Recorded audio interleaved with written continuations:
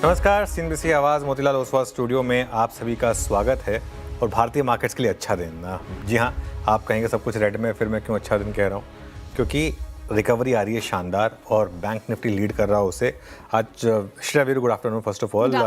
Friday का दिन, और आज सुबह हमने बात की थी कि सुबह शॉर्ट ना करें, इनफैक्ट अपने शॉर्ट्स कवर करें और थोड़ा सा अगर हिम्मत हो तो लॉन्ग की भी सोचें, क्योंकि हो सकता है कि मार्केट एक फेक ब्रेकडाउन करके एक अच्छी रिकवरी दिखा के वापस उस रेंज में सेटल हो जाए।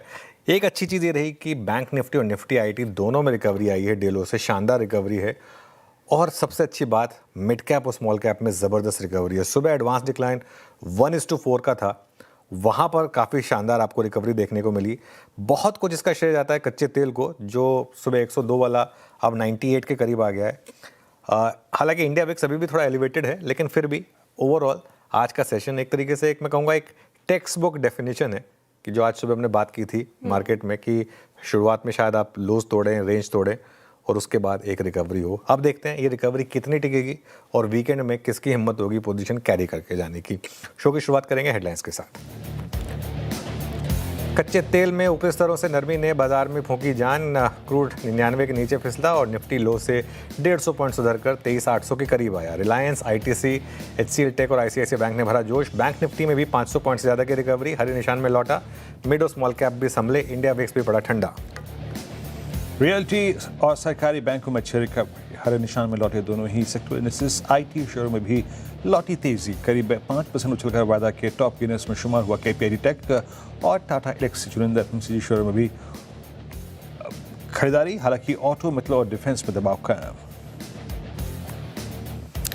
श्रीराम फाइनेंस के अनुमान से अच्छे नतीजे, मुनाफे में 60% का उछाल। एनआईआई भी 34% बढ़कर 7,700 करोड़ के निकली पार।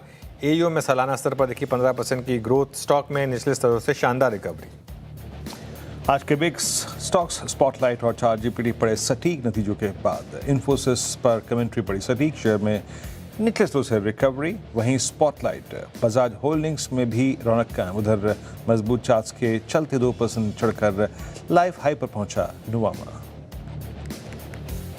पहली तिमाही के नतीजों के बाद मोतीलाल ओसवाल का शेयर टूटा, करीब 9% गिरकर वायदा का टॉप लूजर बना। हालांकि हमसे खास बातचीत में कंपनी के चेयरमैन रामदेव अग्रवाल ने कहा कंपनी के ऑपरेटिंग नतीजे अच्छे, अगले 2 से 3 साल रहेगी तेज ग्रोथ। वहीं बाजार पर भरोसे जताते हुए बोले अगले 2 साल में निफ्टी दे सकता है 35% तक के रिटर्न्स।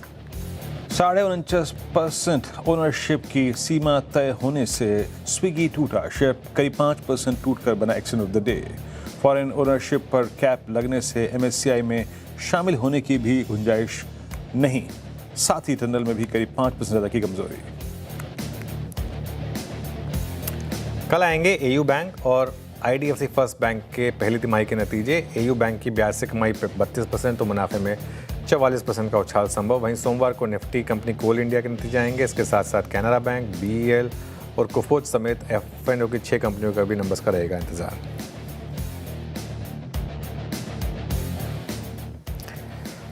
ओके, चलिए अब आते हैं मार्केट पर और अब हम डे हाई पर हैं।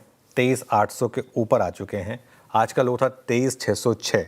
और श्रेया वीरू, आज हम सुबह बात कर रहे थे जो फिबोनाची के हिसाब से जो सपोर्ट लेवल, जो लक्ष्मण रेखा हमने खींची थी निफ्टी की, जो निफ्टी की लक्ष्मण रेखा आज हमने सुबह खींची थी वो थी 23,622।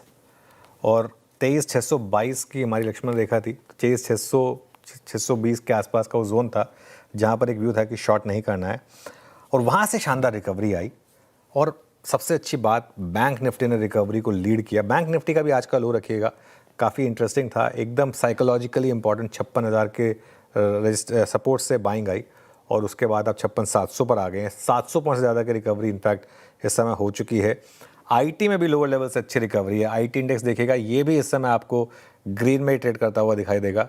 यहाँ पर भी लोअर लेवल से अच्छी खासी रिकवरी, करीब करीब 400 पॉइंट से ज़्यादा की। लेकिन मैं जिस चीज़ को सबसे ज़्यादा देखता हूँ ना, वो होती है मार्केट ब्रेड्थ। एक बार वो रखिएगा, advance to decline. Basically advance to decline का जो रेशियो था सुबह 1:4 का था, वो गैप देख रहे हैं आप कितना बड़ा हो गया था। और अगर सब कुछ ठीक रहा तो आज जाते जाते शायद ये ग्रीन लाइन रेड के ऊपर आ जाए। और मिड कैप और स्मॉल कैप यहाँ पर भी अच्छा पुल बैक है, अच्छा पुल बैक है मिड कैप और स्मॉल कैप में। मिड कैप 60,900 तक गया, 61,600 पर आया। स्मॉल कैप भी लेकर आए एक बार जरा, आई थिंक मिड कैप में 600 पॉइंट की रिकवरी है, स्मॉल कैप में देखें आप 200 पॉइंट से ज़्यादा की रिकवरी है। और सबसे अच्छी चीज़ हमारे लिए कच्चा तेल, सुबह हम 102 पर थे, तब तो डर लग रहा था 102 पर देखकर उसको। वैसे बताऊँ ना, कल भी बहुत लोग वो गिफ्ट निफ्टी देख के घबरा रहे थे। अगेन बात यही थी कि गिफ्ट निफ्टी पे आप ऐसे ही ट्रेड तो कर नहीं पाएंगे, तो फ़ायदा क्या, आराम से सो जाइए। अब हम 98 के करीब हैं, ये एक अच्छी चीज़ है। और एक लॉजिकल क्वेश्चन बनेगा कि आज अगर हम यहाँ क्लोज हो गए फॉर एग्जांपल, तो जो हमारी रेंज है 23,800 से 24,300 की, फ्राइडे को हमने एक फेक ब्रेकआउट दिखाया, आज क्या एक फेक ब्रेकडाउन है। जिस थ्योरी की हमने बात सुबह भी की थी कि एक पॉसिबिलिटी रहेगी कि ब्रेकडाउन भी ना टिके उस रेंज का और वापस आप एक उस रेंज में आ जाएं। हाँ, उसके लिए 23,800 के ऊपर क्लोज होना जरूरी है। चलिए 23,750 मान लेते हैं, है ना, क्योंकि पिछले फ्राइडे को हम 24,350 पर बंद हुए थे, तो रेंज से 50 पॉइंट ऊपर, तो रेंज से 50 पॉइंट नीचे तक भी चलता है, तो 23,750 तक भी अगर रहा तो ठीक रहेगा। तो ये आज के लिए हमारा एक बहुत बड़ा सवाल रहेगा। फिर सवाल अहम है सर, क्योंकि क्लोजिंग काफ़ी इंपॉर्टेंट होगी आज के सेशन की, कहाँ क्लोज हो पाते हैं। तो रिकवरी तो अच्छी है मार्केट में, निचले स्रोत से अच्छी रिकवरी। निफ्टी, बैंक निफ्टी तो इन ग्रीन आया है, ब्रेथ भी सुधरी, हालांकि अभी भी डिक्लाइंस के फेवर में है, लेकिन अच्छी स्ट्रेंथ यहाँ पर भी। पीएसयू बैंक्स और साथ ही प्राइवेट बैंक्स के चुनिंदा काउंटर से आज साथ मिलता हुआ नजर आया है। और सबसे इम्पॉर्टेंट सर कि सीएनबीसी आवाज़ के लिए जो आपने रणनीति बनाई थी व्यूअर्स के लिए, वो एकदम सटीक बैठी। आपने कहा था कि आज गैप डाउन में शॉर्ट कट करें और वही होता हुआ नजर आया। 23,600 का जो इंपॉर्टेंट लेवल है वो बचाया हमने, वहाँ से रिकवरी दिखाए हैं, तो वो तो एकदम सटीक रणनीति बैठी। लेकिन इस रिकवरी को कैसे देख रहे हैं आप? क्या कॉन्फिडेंस आ रहा है इस रिकवरी में? कितनी टिकाऊ नजर आ रही है? क्लोजिंग के लिहाज से कौन सा इंपॉर्टेंट लेवल होगा? और मोस्ट इंपॉर्टेंटली वीकेंड के बाद की क्या रणनीति होगी? पता है श्रेया, आपने इतने सारे सवाल जो पूछे हैं ना, मैं उसका एक सिंपल जवाब दूं। कोई मुझे एक क्रिस्टल बॉल दे दे कि मंडे को तेल कहाँ पे होगा, क्योंकि ऑनेस्टली स्पीकिंग अगर तेल 103 पर हुआ मंडे को तो आप 23,600 तोड़ देंगे। अगर तेल 92 पर हुआ तो आप 24,000 के ऊपर होंगे। यहीं पर रहा तो आप फिर वही 23,800, 850, 900 के आसपास में एंटर करेंगे बेसिकली। लेकिन जो बात आपने कही ना कि सुबह हमारा व्यू बहुत क्रिस्टल क्लियर था, 23,600 के आसपास जहाँ गैप डाउन हो रहा है वहाँ पर एक बार के लिए अपने शॉर्ट काट लें। अगर आपको लॉन्ग नहीं करना वो आपकी मर्जी है। वैसे एग्रेसिव ट्रेडर्स के लिए लॉन्ग बनाने की भी बात की थी हमने। और नई शॉर्ट पोजीशन बिल्कुल ना लें। आपका एग्जिस्टिंग शॉर्ट है तो ट्रेल कर लें स्टॉप लॉस के साथ, या तो प्रॉफिट बुक कर लें और कॉन्ट्रा लॉन्ग की कोशिश करें। अब 23,600 ना, अब वो पत्थर की लकीर बनी है। दिक्कत क्या है, इस तेल पे क्या होगा किसी को नहीं पता, और अगर वो वापस ऊपर आया तो इसको टूटने का रिस्क रहेगा। लेकिन एक फिबोनाची सपोर्ट की मार्केट ने रिस्पेक्ट की, आई थिंक ये सबसे इम्पॉर्टेंट है। अब नई गिरावट इसके नीचे ही आएगी। अगर ये लेवल टूट गया देन जिसे कहते हैं ना, all hell will break loose. अगर ये लेवल टूट गया तो फिर आप सीधा 23,100 पे जा रहे हैं, तो इसके लिए 23,600 की बहुत सिग्निफिकेंस है। और ऐसा नहीं है कि क्योंकि आज आपने इसको बचा लिया इसका मतलब अब बजी से परमानेंटली बच गया, ये एक रिस्क रहेगा। लेकिन वीकेंड से पहले एक और रीज़न है ना, शॉर्ट भी नहीं लेके जाना चाहेगा वीकेंड से पहले, क्योंकि देखिए क्या है ना, डोनाल्ड ट्रंप साहब का कोई भरोसा नहीं है। उन्होंने धमकी दे दी कि हम सब कुछ बर्बाद कर देंगे, बड़ा अटैक करेंगे, ऐसा कुछ कर रहे हैं जो पहले नहीं किया। और हो सकता है वो आज शाम को या कल या परसों एक ट्रूथ डाल दें कि ईरान मान गया, हमने धमकी दी तो ईरान मान गया, अगली बार अपने आप को बिहेव करना, ये करना, वो करना, वो एक, लेकिन उतना ही काफ़ी होगा कच्चे तेल में गिरावट के लिए और ग्लोबल मार्केट में रिकवरी के लिए। और ये सब जो चीज़ें, ये सब हमने सुबह एक थ्योरी बनाई थी कि मार्केट आज इस तरीके से प्ले आउट हो सकता है कि सुबह नीचे खुले, लोस तोड़े और उसके बाद एक रिकवरी आए। और ये सारी की सारी होप है, ग्लोबल मार्केट भी इसी होप पे काम कर रही है, क्योंकि अगर आप देखें तो वहाँ पर भी इस तरीके से अब रिकवरी आ रही है, ठीक है। लेकिन एक चीज़ मैं आपको बताऊँ, अभी भी बाजार में ना कॉन्फिडेंस नहीं है। मतलब अगर इतना कॉन्फिडेंस है तो मैं बोल दूँ ना कि आप लॉन्ग पोजीशन लेकर जाएं, फिर भी मैं आज 3 बजे यही बोलने वाला हूँ कि न्यूट्रल जाएं। अभी बता देता हूँ मैं आपको कि 3 बजे की मेरी स्ट्रैटेजी में मैं यही बोलने वाला हूँ, चाहे आप जो मर्जी क्लोज दिखा दें आज, क्योंकि वीकेंड का रिस्क नहीं लेना है। क्यों लेना है वीकेंड का रिस्क? वीकेंड वैसे ही एंजॉय करिए, है ना, बहुत कुछ एंजॉय करने के लिए। तो लेट्स सी। और देखिए स्टॉक्स काफ़ी वॉलेटाइल हो रहे हैं, इंडिविजुअल स्टॉक्स देखिए आप किस तरीके से वॉलेटाइल हो रहे हैं। यूनाइटेड स्पिरिट्स कल नहीं चला, कल चलना चाहिए था इसको, कल नहीं चला, आज चल गया। क्या ज़बरदस्त मूव आ गया आज इसमें। एसआरएफ 2 दिन से गिर रहा था, आज एसआरएफ चल गया। आपका ये मोतीलाल ओसवाल आज सुबह देखिए किसने सोचा था कि मोतीलाल ओसवाल, चलिए ठीक है ऑपरेशनल नंबर अच्छे नहीं थे, हमने तो खैर मोतीलाल ओसवाल पे पॉजिटिव व्यू नहीं लिया था, लेकिन किसने ये तो ना सोचा था कि ये इतना गिर जाएगा स्टॉक। प्राइमा फेसी या ऑप्टिकली देखकर चलिए ठीक है ट्रेजरी गेंस थे भी अगर तो भी कोई ऑपरेशनल नंबर इतना खराब तो ना था कि एक्सीडेंट बन जाएगा आज का, लेकिन वो हो गया। तो ये मार्केट जो है ना थोड़ी सी इस समय वॉलेटाइल है, इसमें ना आप एजेस पे काम करेंगे ना तब आपको पैसा मिलेगा। जैसे आज की एज थी 23,600, दूसरा सपोर्ट उसका एकदम जो सपोर्ट लेवल था वहाँ पर आप बीच में आप जैसे इस लेवल पर आप कोई भी ट्रेड लेंगे ना, अब वो लॉटरी है, ऊपर जाए या नीचे जाए। निफ्टी पर सपोर्ट रहेगा 23,600 से 23,650 का, और रेजिस्टेंस रहेगी 23,800 से 850 की। हम उसी जोन में हैं, अब रेजिस्टेंस जोन में हम आ चुके हैं, और अगर मार्केट की रिकवरी फेल होनी है तो यही जोन है। सो जो न्यूट्रल जोन होता है ना मार्केट का, वो सबसे क्रूशियल जोन। किसी भी गैप डाउन के बाद रिकवरी में मार्केट का सबसे पहला टेस्ट न्यूट्रल जोन होता है, क्योंकि वहाँ पर क्या होता है, जो फंसा हुआ है वो फिर अपनी पोजीशन स्क्वायर ऑफ करने की कोशिश करता है। बैंक निफ्टी पर अब वेल डिफाइंड सपोर्ट बन गया आज का लो 56,000 से 56,200, लेकिन जब तक आप 57,000 के ऊपर नहीं निकलेंगे और उसके ऊपर ट्रेड नहीं करेंगे तब तक कॉन्फिडेंस मिसिंग होगा, और इसीलिए 56,800 से 57,000 जो है ये बड़ा रेजिस्टेंस रहने वाला है मार्केट के लिए। एक बार श्रीराम फाइनेंस रख दीजिएगा, उसके बाद मैं वीरो के पास जाऊँगा, क्योंकि श्रीराम फाइनेंस के नंबर्स आए, देखिए इमीडिएटली मार्केट ने पहले नंबर्स पर रिएक्ट किया और शानदार एक रिवर्सल आया। उसके बाद थोड़े से एनपीए नंबर्स आए, वो थोड़ा सा आई थिंक पढ़ने पड़ेंगे, और इसके बाद मैनेजमेंट की कमेंट्री क्या होगी आगे जाकर मार्जिन्स को लेकर और एसेट अंडर मैनेजमेंट को लेकर, आई थिंक उस पर मार्केट थोड़ा सा फोकस करना चाहेगा। लेकिन यहाँ अच्छी रिकवरी आई है। वीरो के पास चलते हैं स्टॉक स्पेसिफिक एक्शन के लिए। वीरो, गुड आफ्टरनून। गुड आफ्टरनून अनुज। मैं थोड़ा सा अगर आप देखें क्रूड फैक्टर से जो परे स्टॉक्स हैं अनुज, उनसे रह के बात करूंगा जहां मूव अच्छे आ रहे हैं। एक बार डिफेंस स्पेस में एचएएल का अलाइनमेंट देखिए, हिंदुस्तान एरोनॉटिक्स 4598, एक बार प्लीज स्क्रीन पे लेके आइएगा। ये इस वक्त ऑलमोस्ट 14 मई के बाद अब तक की अपनी सबसे हाईएस्ट ट्रजेक्टरी को एक राइजिंग चैनल में था सिंस, अगर आप मई को देखें, और इसमें करीब 1.37% ओआई लॉस्ट हुआ है। हाँ, 45,300 शेयर अगर आप देखें यहाँ घटे हैं। तो अच्छे शॉर्ट कवरिंग डिफेंस के इस लीडर में इस वक्त विजिबल है, और नेक्स्ट सप्लाई जोन जो है वो करीब करीब आता है यहाँ पर 4680 और 4700 के जोन में। तो स्कोप ऑफ आई थिंक करीब करीब 80-90 पॉइंट्स का यहाँ पर बना हुआ है रुपए का। पहला ये। दूसरा आईटी इंडेक्स जो है वो इस वक्त अपने 50 डेमा के ऊपर ट्रेड कर रहा है, और दोनों ही large cap IT TCS well above 50 DMA और अपने 10 डेमा से सपोर्ट लिया, डे हाई के आसपास आके ट्रेड करता हुआ, और इससे भी ज़्यादा कहीं मजबूत है एचसीएल टेक्नोलॉजीज। एचसीएल टेक्नोलॉजी देखिए, टीसीएस की शॉर्टिंग कवरिंग देखिए, हालांकि हम क्योंकि सीरीज़ के अंतिम पड़ाव में हैं तो वो आपको वाइल्ड ओआई नज़र आएंगे शेड में, बट एचसीएल और टीसीएस दोनों ही वाइल्ड शॉर्ट कवरिंग विटनेस करते हुए एचसीएल 9 फरवरी के बाद अब तक सबसे पहली बार अगर आप देखें 100 डेमा के ऊपर आके ट्रेड कर रहा है। तो ये 3 स्टॉक्स जो हैं मैं पिक कर रहा हूँ, और जहाँ तक वीकनेस का सवाल है, एक बार स्क्रीन पे लेके आइएगा please,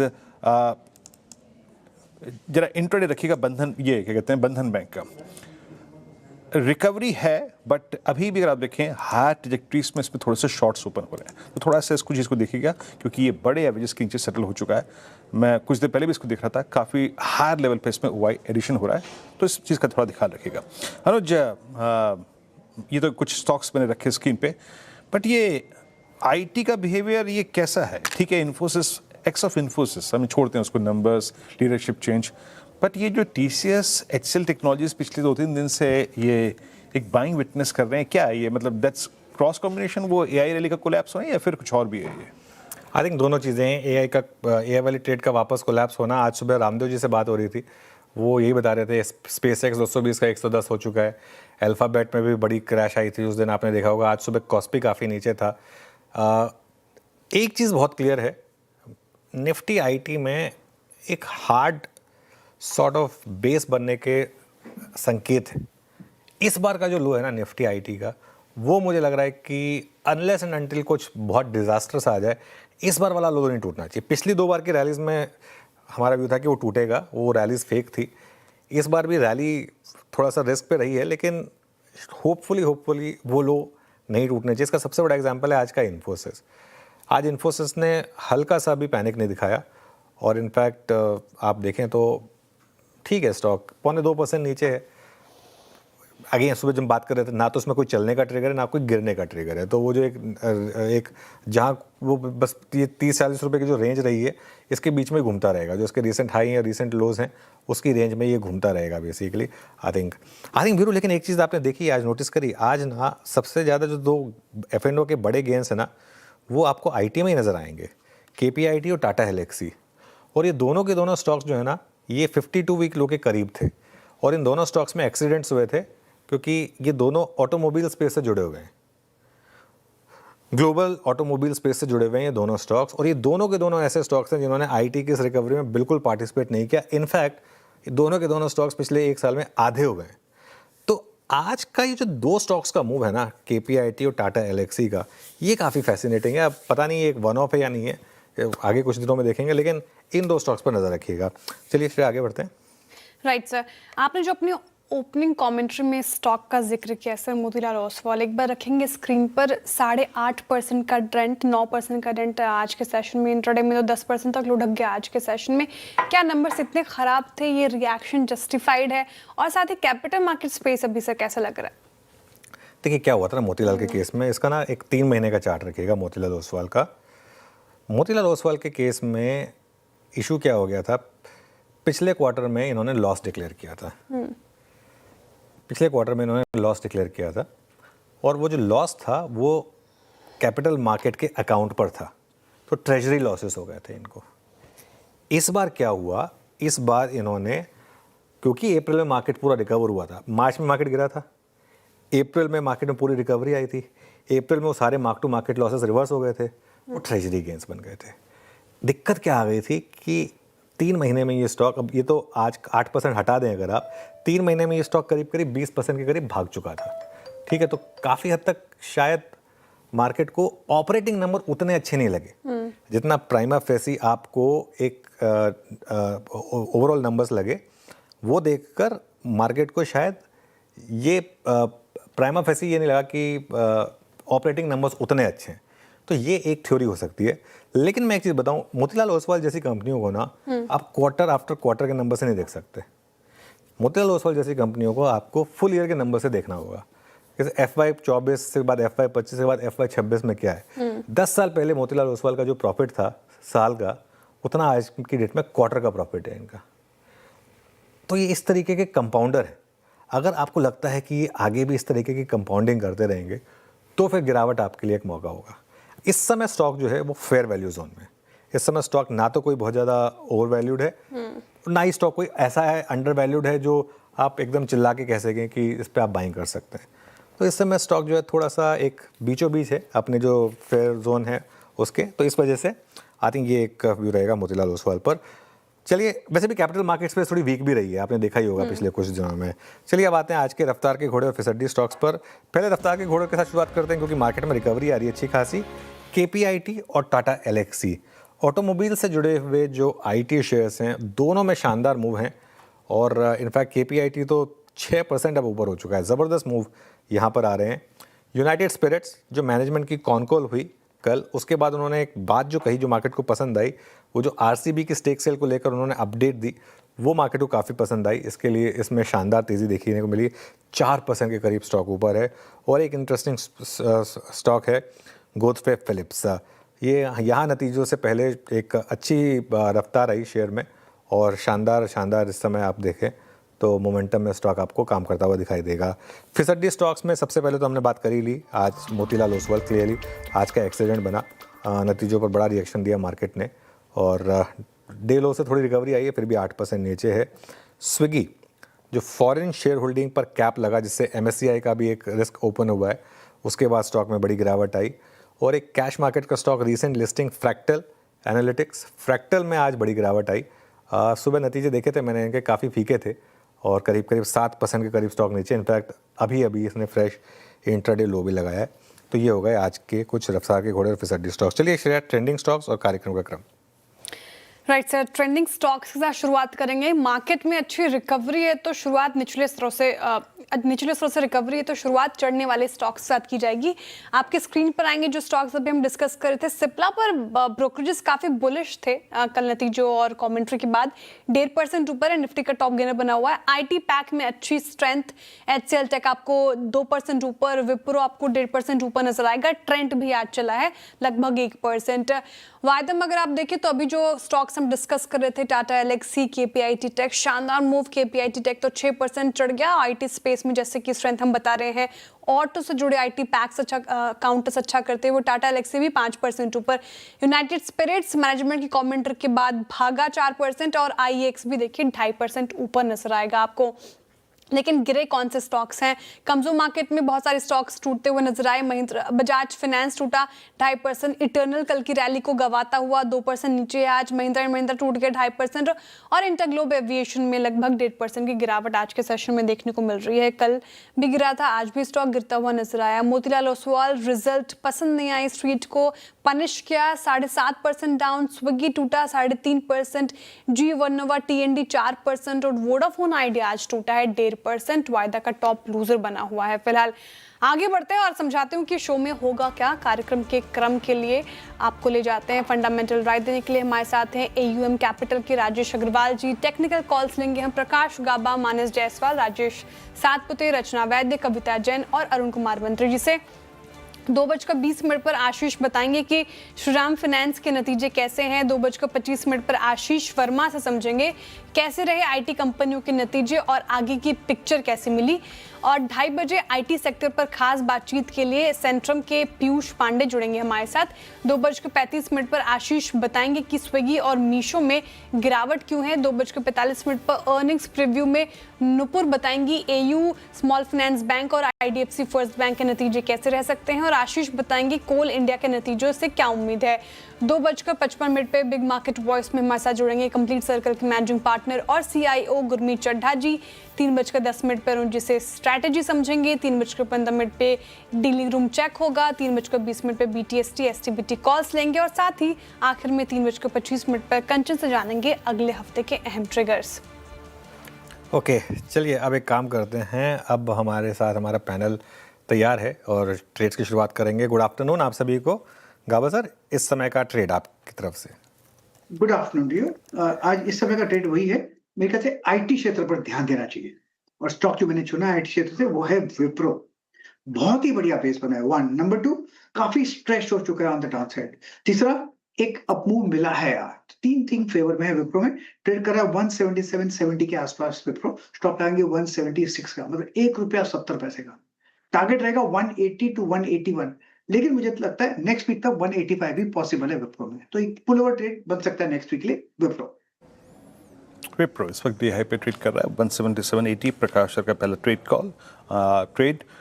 Manas ji, good afternoon, आपका trade. Good afternoon Virendra ji. तो देखिए कोफोर्ज पे खरीदारी करेंगे। कोफोर्ज ने 100 मूविंग एवरेज पे सपोर्ट लेके रिकवरी दिखाई है। 200 मूविंग एवरेज रीगेन हो गए हैं।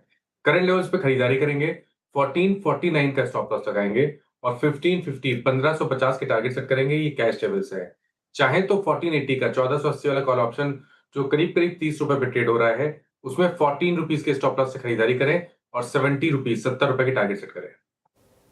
मानस जी की पिक कोफोर्ज आईटी पैक का दमखम। अरुण जी, गुड आफ्टरनून, आप क्या पिक कर रहे हैं?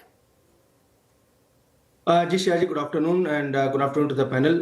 HAL के साथ जाना चाहूंगा। HAL में एक अच्छा ब्रेकआउट के संकेत है। अभी कंसोलिडेट कर रहा है, मुझे लग रहा है ब्रेकआउट मंडे के सेशन में आना चाहिए। 4585 के पास है, काफी अच्छा एडिशन स्टॉक में नजर आ रहा है। तो HAL को बाई करने की सलाह है। 4542 का स्टॉप लॉस रहेगा। टारगेट 4665 तक के टारगेट देखने को मिल सकते हैं।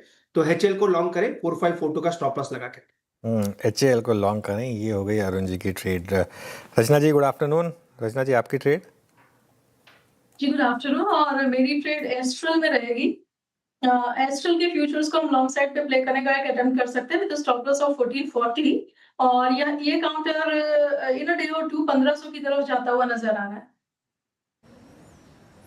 ओके, एस्ट्रल में अगर आप देखें रिवर्सल ट्रेड, अच्छी शॉर्ट कवरिंग यहाँ पे। डॉक्टर साहब एक काम कीजिएगा, OI जो है वो अब अगस्त का रखिएगा, है ना। बहुत एक सही सेंस वो देगा कि अगस्त का आएगा बिल्डअप कैसा है।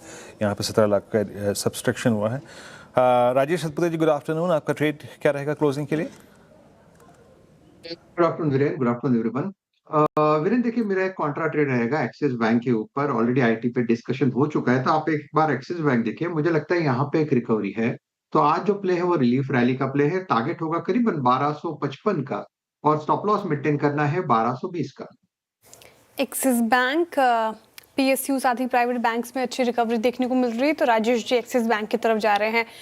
टेक्निकल कॉल्स पूरे हो गए हैं, सारी कॉल्स बाय साइड की है। रिकैप थोड़ी देर में करती हूँ। राजेश अग्रवाल जी हमारे साथ जुड़ रहे हैं। राजेश जी, गुड आफ्टरनून, स्वागत है आपका कार्यक्रम में। सबसे पहले आपसे जानेंगे इन्वेस्टमेंट आइडिया क्या होगा आपका इस मार्केट में। गुड आफ्टरनून श्रेया जी, वीरेंद्र जी, अनुज जी, बाकी भी जो पैनल में मित्रगण है, सबको नमस्कार। इस वक्त जो बाजार के हालात बने हुए हैं, मुझे लगता है कि एस्ट्रल के साथ जाना चाहिए। अगर आप देखो तो सीपीवीसी और lead free PVC piping system में एक अग्रणी कंपनी है। उसके अलावा एडेसिव, वाटर टैंक्स, पाथवेयर, पेंट्स में 4.2 लाख मेट्रिक टन की इनकी पाइप्स की कैपेसिटी है, 1.4 लाख मेट्रिक टन के एडेसिव की और 36,000 मेट्रिक टन की पेंट्स की। 40 कंट्रीज में इनका एक्सपोर्ट्स है। यूनिट्स यूएसए और यूके में भी है। बैकवर्ड इंटीग्रेशन कर रही है, जो कैप्टिव सीपीवीसी रेजिन बनाएंगी, जिससे इनके मार्जिन्स में सुधार होगा। फाइनेंशियल स्ट्रेंथ की बात की जाए तो नेट डेट फ्री कंपनी है। 943 करोड़ इनके कैश और लिक्विड इन्वेस्टमेंट है। अब इनके एडेसिव के जो दहेज के प्लांट है, उसका एक्सपेंशन लगभग पूरा हो गया है। वहां से नंबर्स अच्छे आएंगे। आरओसी बेहतर होते हुए नजर आएंगे। लगभग 25% की उम्मीद है आने वाले 2 साल में। और सबसे बड़ी बात है कि नतीजों के बाद इन्होंने एक डिमर्जर अनाउंस किया था, जिस वजह से स्टॉक में बड़ी गिरावट आई थी। अब कंपनी ने ये कहा है कि डिमर्जर के लिए वो एक आउटसाइड एजेंसीज अपॉइंट कर रही हैं, जो ये पता लगाएंगे कि डिमर्जर करना चाहिए या नहीं करना चाहिए। तो उस वजह से ये रिवाइवल दिख रहा है और मुझे लगता है कि शॉर्ट टर्म में ये स्टॉक 1520-25 तक और थोड़ी सी मध्यम से लंबी अवधि तक रखा जाए तो 1700 तक जा सकता है। एस्ट्रल लंबी अवधि के नजरिए से काफी पसंद आ रहा है राजेश अग्रवाल जी को। यहाँ पर रहेंगी नजरें। रिकैप कर देती हूँ सारे स्टॉक्स के, आप टारगेट एंड स्टॉप लॉस लिख लें। गाबासन ने विप्रो चुना आईटी पैक से 180-181 तक के टारगेट वो देख रहे हैं। 176 का स्टॉप लॉस लगाइए। मानस जी आईटी पैक से कोफोर्ज को ही चुन रहे हैं। शानदार रैली यहाँ पर भी देखने को मिल रही है। 1550 के टारगेट उनकी तरफ से आए हैं। 1450 का स्टॉप लॉस लगाना है। अगर चाहे तो आप 1400 के कॉल ऑप्शन में भी पार्टिसिपेट कर सकते हैं। 1480 की कॉल ऑप्शन में और 70 की टारगेट है। 14 का स्टॉप लॉस मेंटेन करने को कहा है उन्होंने। फिर अरुण जी ने डिफेंस पैक से हेल चुना, जहां पर स्ट्रेंथ सिर्फ आज ही नहीं पिछले कुछ सत्रों से देखने को मिल रही है। 4665 के टारगेट, 4252 का स्टॉप लॉस। रचना जी एस्ट्रल चुन रही है। अच्छा, एस्ट्रल पर रचना जी टेक्निकली साउंड है, साथ ही राजेश अग्रवाल जी फंडामेंटली भी एस्ट्रल को चुन रहे हैं। तो यहाँ पर दोनों की तरफ से कॉल्स आए हैं। 1500 की टारगेट रचना जी देख रही हैं। स्टॉप लॉस आपने नोट किया ही होगा। और आखिर में राजेश सातपुते जी ने एक्सिस बैंक चुना है, जहां पर स्ट्रेंथ 1255 की टारगेट, 1220 का स्टॉप लॉस मेंटेन करना है। एक बार लेकर आई स्क्रीन पर कुछ स्टॉक्स जहां पर थोड़ा प्रेशर है। कल के सत्र में हमने देखा था स्विगी, इटर्नल को चलते हुए। आज यहाँ पर भारी बिकवाली देखने को मिल रही है। एक बार रखिएगा पेटीएम भी स्क्रीन पर, नायका भी रख दीजिए। सर, ये जो सारे स्टॉक्स हैं, न्यू एज या फिर आप बात कर लें इंटरनेट स्टॉक्स, यहाँ पर क्या व्यू बन रहा है? क्योंकि ये स्ट्रीट काफ़ी डिवाइडेड होते हैं जब भी हम चर्चा करते हैं। क्या तस्वीर यहाँ पे नजर आती है आपको? देखिए, यहाँ पे ना कोई वन वे ट्रेंड नहीं है। वन वे ट्रेंड सिर्फ एक स्टॉक में, वो है स्विगी में, जो है सेलिंग का। आप हंस रही हैं वैसे, लेकिन ये है फैक्ट है। आप 6 महीने का चार्ट देख लीजिए ना स्विगी का, वो दिखा देगा आपको, है ना। कोई किसी से दुश्मनी थोड़ना है, वो जो स्क्रीन बता रही है वो बता रही है, ये फैक्ट है ना। आप 6 महीने का स्विगी का चार्ट देख लीजिए, 6 महीने का इटर्नल का चार्ट देख लीजिए और 6 महीने का नायका का चार्ट देख लीजिए, आपको पता चल जाएगा। मतलब ये मेरे लिए मार्केट सुप्रीम है। At the end of the day market जो कहता है हमको वो फॉलो करना होता है ना। ये देखिए इटर्नल का प्राइस चार्ट देखिए, स्विगी का देखिए, नायका लेकर आइए जरा 6 महीने का इसी उसमें। तो ये स्पेस जो है ना, इसमें पता क्या है, इस स्पेस में एक कहते हैं कि राइट टू विन किसका है। राइट टू विन से मेरा मतलब क्या होता है, अगर किसी स्पेस में, कई स्पेसेस होती हैं जहाँ पर 10-12 प्लेयर्स हैं, 7-8 प्लेयर पैसा बना सकते हैं। बाकी कौन कितना पैसा बना सकता है ये डिपेंड करता है। ये वाली जो स्पेस है, जो क्विक कॉमर्स, ऐसी स्पेस है। मीशो भी रखिएगा फॉर एग्जांपल, है ना। मीशो भी आज नंबर्स के बाद थोड़ा सा टूटा था, है ना। इस स्पेस में क्या है श्रेया, इस स्पेस में जो कंपनी सर्वाइव करेगी और पैसा बनाएगी वो बहुत बड़ा पैसा बनाएगी, और जो नहीं करेगी वो नील बटा सन्नाटा। तो ये बेसिकली इस वजह से एक आपको इसमें बहुत केयरफुल रहना होगा। ये नहीं कि मेरे को सिर्फ क्यू कॉमर्स खरीदना है तो मैं सभी कुछ खरीद लूँ, उसमें फिर आपको चुनाव करना पड़ेगा between eternal and Swiggy. Market का वर्डिक्ट बहुत क्लियर है, जैसे इटर्नल। इसी तरीके से आपको बाकी स्पेसेस में, नायका है जैसे for example, I think Paytm है, पेटीएम का नंबर शानदार था। अब देखिए आप पेटीएम में 1-2 दिन की वो प्रॉफिट बुकिंग आई, आज देखिए किस तरीके से मूव आ गए। और यहाँ पर चर्चा है कि वो अगर वो एमडीआर वाला मामला जल्दी आ जाए तो जहाँ से फिसला था हो सकता है वहाँ तक वापस आ जाए। तो ये थोड़ा सा आपको इसमें ना थोड़ा स्टॉक स्पेसिफिक रहना होगा, वो बेटर रहेगा। मीनवाइल एक बार लेकर आए जरा श्रीराम फाइनेंस, क्योंकि काफ़ी वॉलेटाइल स्टॉक, सुबह काफ़ी नीचे था, फिर अर्निंग्स के बाद तुरंत ज़बरदस्त तेज़ी आई, उसी तेज़ी से वापस कोलैप्स हुआ जब वो जीएनपीए वाले नंबर्स आए। आशीष के पास चलते हैं और रिविजिट करते हैं कि आखिरकार नंबर लग कैसे रहे हैं। Ashish, good afternoon. Good afternoon sir. और नंबर्स अगर आप देखें तो थोड़े से स्लाइट मिक्स्ड एक्शन यहाँ पर आपको नजर आएंगे। अब आप कोर प्रॉफिटेबिलिटी को देखें या फिर ब्याज से आए जिसके ऑपरेटिंग परफॉर्मेंस का पता चलेगा, तो उसके हिसाब से देखें तो ये थोड़े से अनुमान से स्लाइटली बेहतर है। और ये जब नंबर्स फ्लैश हुए थे तब हमने देखा था कि एक इनिशियल स्पाइक आया था। नंबर्स आप देखिए, अब यहाँ पर 3,283 करोड़ अनुमान था मुनाफे का, इसके मुकाबले 3,445 करोड़ का आंकड़ा देखने को मिला। नेट इंटरेस्ट इनकम, इसकी भी बात करें तो अगेन ये भी आंकड़ा अनुमान से काफ़ी बेहतर है। 7,228 करोड़ का एस्टिमेट था, इसके मुकाबले 7,712 करोड़ का आंकड़ा यहाँ पर देखने को मिला। और एनआई की ग्रोथ काफ़ी अच्छी देखने को मिली। अच्छा, बढ़िया बात यह कि अगर आप एयूएम की ग्रोथ देखें तो पिछले साल के मुकाबले जितना मार्केट एक्सपेक्ट कर रहा था बिल्कुल सटीक अनुमान है। 15% की बढ़त यहाँ पर आपको देखने को मिली। लेकिन असेट क्वालिटी आप देखें ना तो यहाँ पर कोई बहुत बढ़िया पॉजिटिव सरप्राइज देखने को नहीं मिला। एक बात और समझनी पड़ेगी कि इसके नतीजों से पहले स्टॉक में लगातार एक्शन भी आपको काफ़ी देखने को मिला है। अब ग्रॉस एनपीएस देखें तो ये 4.58 से बढ़कर 4.64% सीक्वेंशियल तौर पर देखने को मिला। तो असेट क्वालिटी को लेकर इतना कंफर्टिंग नंबर यहाँ पर नहीं आया। वहीं अगर आप नेट एनपीएस में देखें तो इसमें भी कोई सुधार नहीं है। सीक्वेंशियल तौर पर 2.33% के नेट एनपीएस यहाँ पर देखने को मिले। हालांकि निम्स को भी अगर आप देखें तो शायद इसमें कुछ एडजस्टमेंट भी है, लेकिन कुछ एस्टिमेट्स ऐसे भी थे जो थोड़े से हायर निम्स को एक्सपेक्ट करके चल रहे थे। अब उसके मुकाबले आप देखें तो 8.61% से बढ़कर 9.04% है। ये शायद थोड़ा सा अगर आप देखें तो एक्सपेक्टेशन से कम है। वहीं आरओएस देखें तो 3.63% से बढ़कर 3.93%, और आरओईज भी आप देखें तो इसमें थोड़ी सी गिरावट यहाँ पर आपको देखने को मिली है। बाकी के भी और सारे पैरामीटर्स हैं, लेकिन अगर आप असेट क्वालिटी के लिहाज से देखें तो ये नंबर इतना कंफर्टिंग नहीं है, और इसी के कारण आप देखें तो ये स्टॉक ऑफ हाइज हुआ है।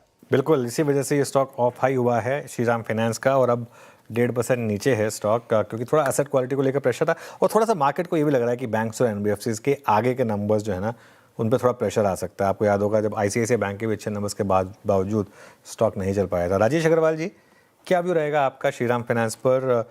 शायद देश की सबसे अच्छी एनबीएफसीज में से एक, लेकिन इन लेवल्स पर क्या व्यू होगा?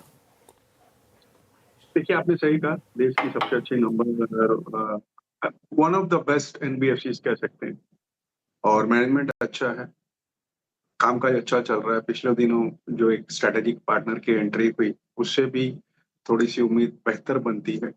आज जो नंबर्स आए, भले वो एनआई के हो या बॉटम लाइन के हो, दोनों उम्मीद से बेहतर आए। थोड़ी दिक्कत एसेट क्वालिटी को लेकर के है।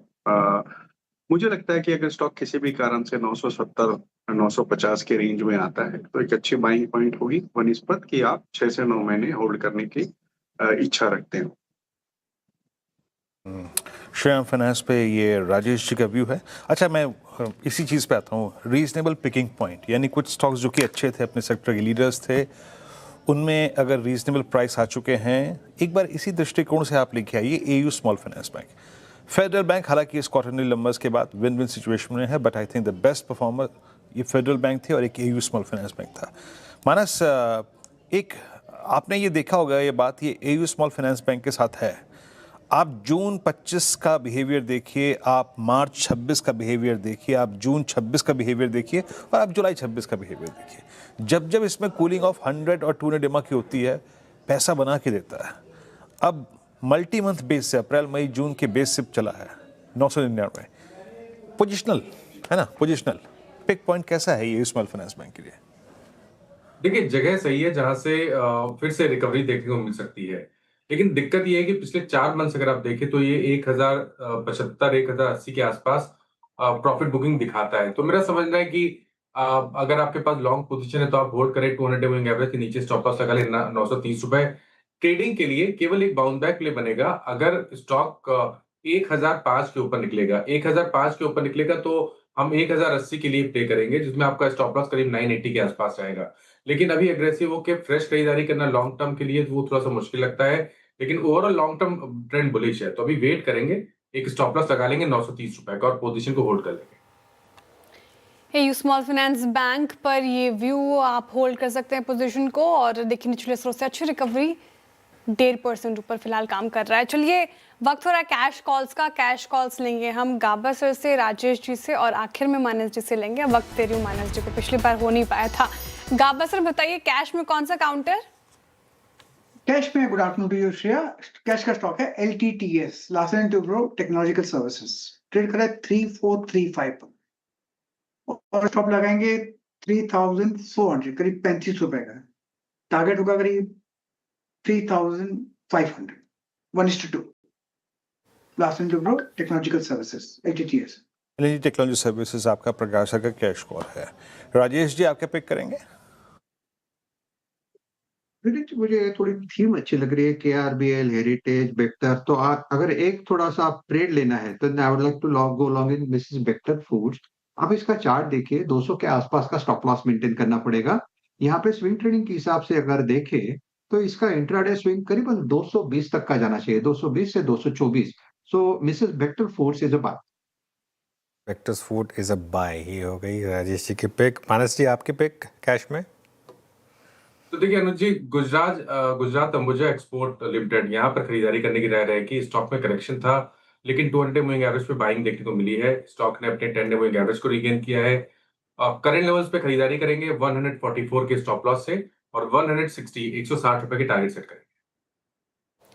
मानस जी की तरफ से गुजरात है एक्सपोर्ट आता हुआ यहाँ पर शानदार रैली, डेज हाइपर कर रहा है कामकाज। कुछ और काउंटर्स देख रही थी मैं जहाँ पर स्ट्रेंथ है। एक बार FMCG पैक से ITC रखिएगा स्क्रीन पर, और FMCG पैक ने पिछले कुछ सत्रों से स्ट्रेंथ दिखाई है, चुनिंदा स्टॉक्स ने, पूरा पैक ने, लेकिन ITC 1% ऊपर है। एक बार गॉडफ्रे भी दिखेगा स्क्रीन पर, और यहाँ पर भी मैं देख पा रही थी स्ट्रेंथ है आज के सेशन में। मार्केट ने रिकवरी दिखाई है, इन सारे स्टॉक्स ने पार्टिसिपेट किया है। टोबैको वाले ये दोनों काउंटर्स चल रहे हैं, और ITC अब सेकंड लार्जेस्ट कंपनी हो गई FMCG पैक की इन टर्म्स ऑफ रेवेन्यू। यहाँ पर अच्छी स्ट्रेंथ। एक बार रचना जी आप चार्ट देख लीजिए ITC का, ये दोनों स्टॉक्स चल रहे हैं आज, लेकिन ITC पर क्या व्यू बन रहा है 284 के लेवल पर? जी, ITC में एक बेस तो बना हुआ है और उसमें से निकलने की कोशिश भी हो रही है। इसमें मोमेंटम को पिकअप करने के लिए अभी थोड़ा टाइम और चाहिए। अगर ये आज के हाई ऑफ द डे की अगर क्लोजिंग देता है, उसके करीब क्लोजिंग देता है, then we can expect a follow through on upcoming week. और उसका 285 के ऊपर बने रहना इज वेरी इंपॉर्टेंट।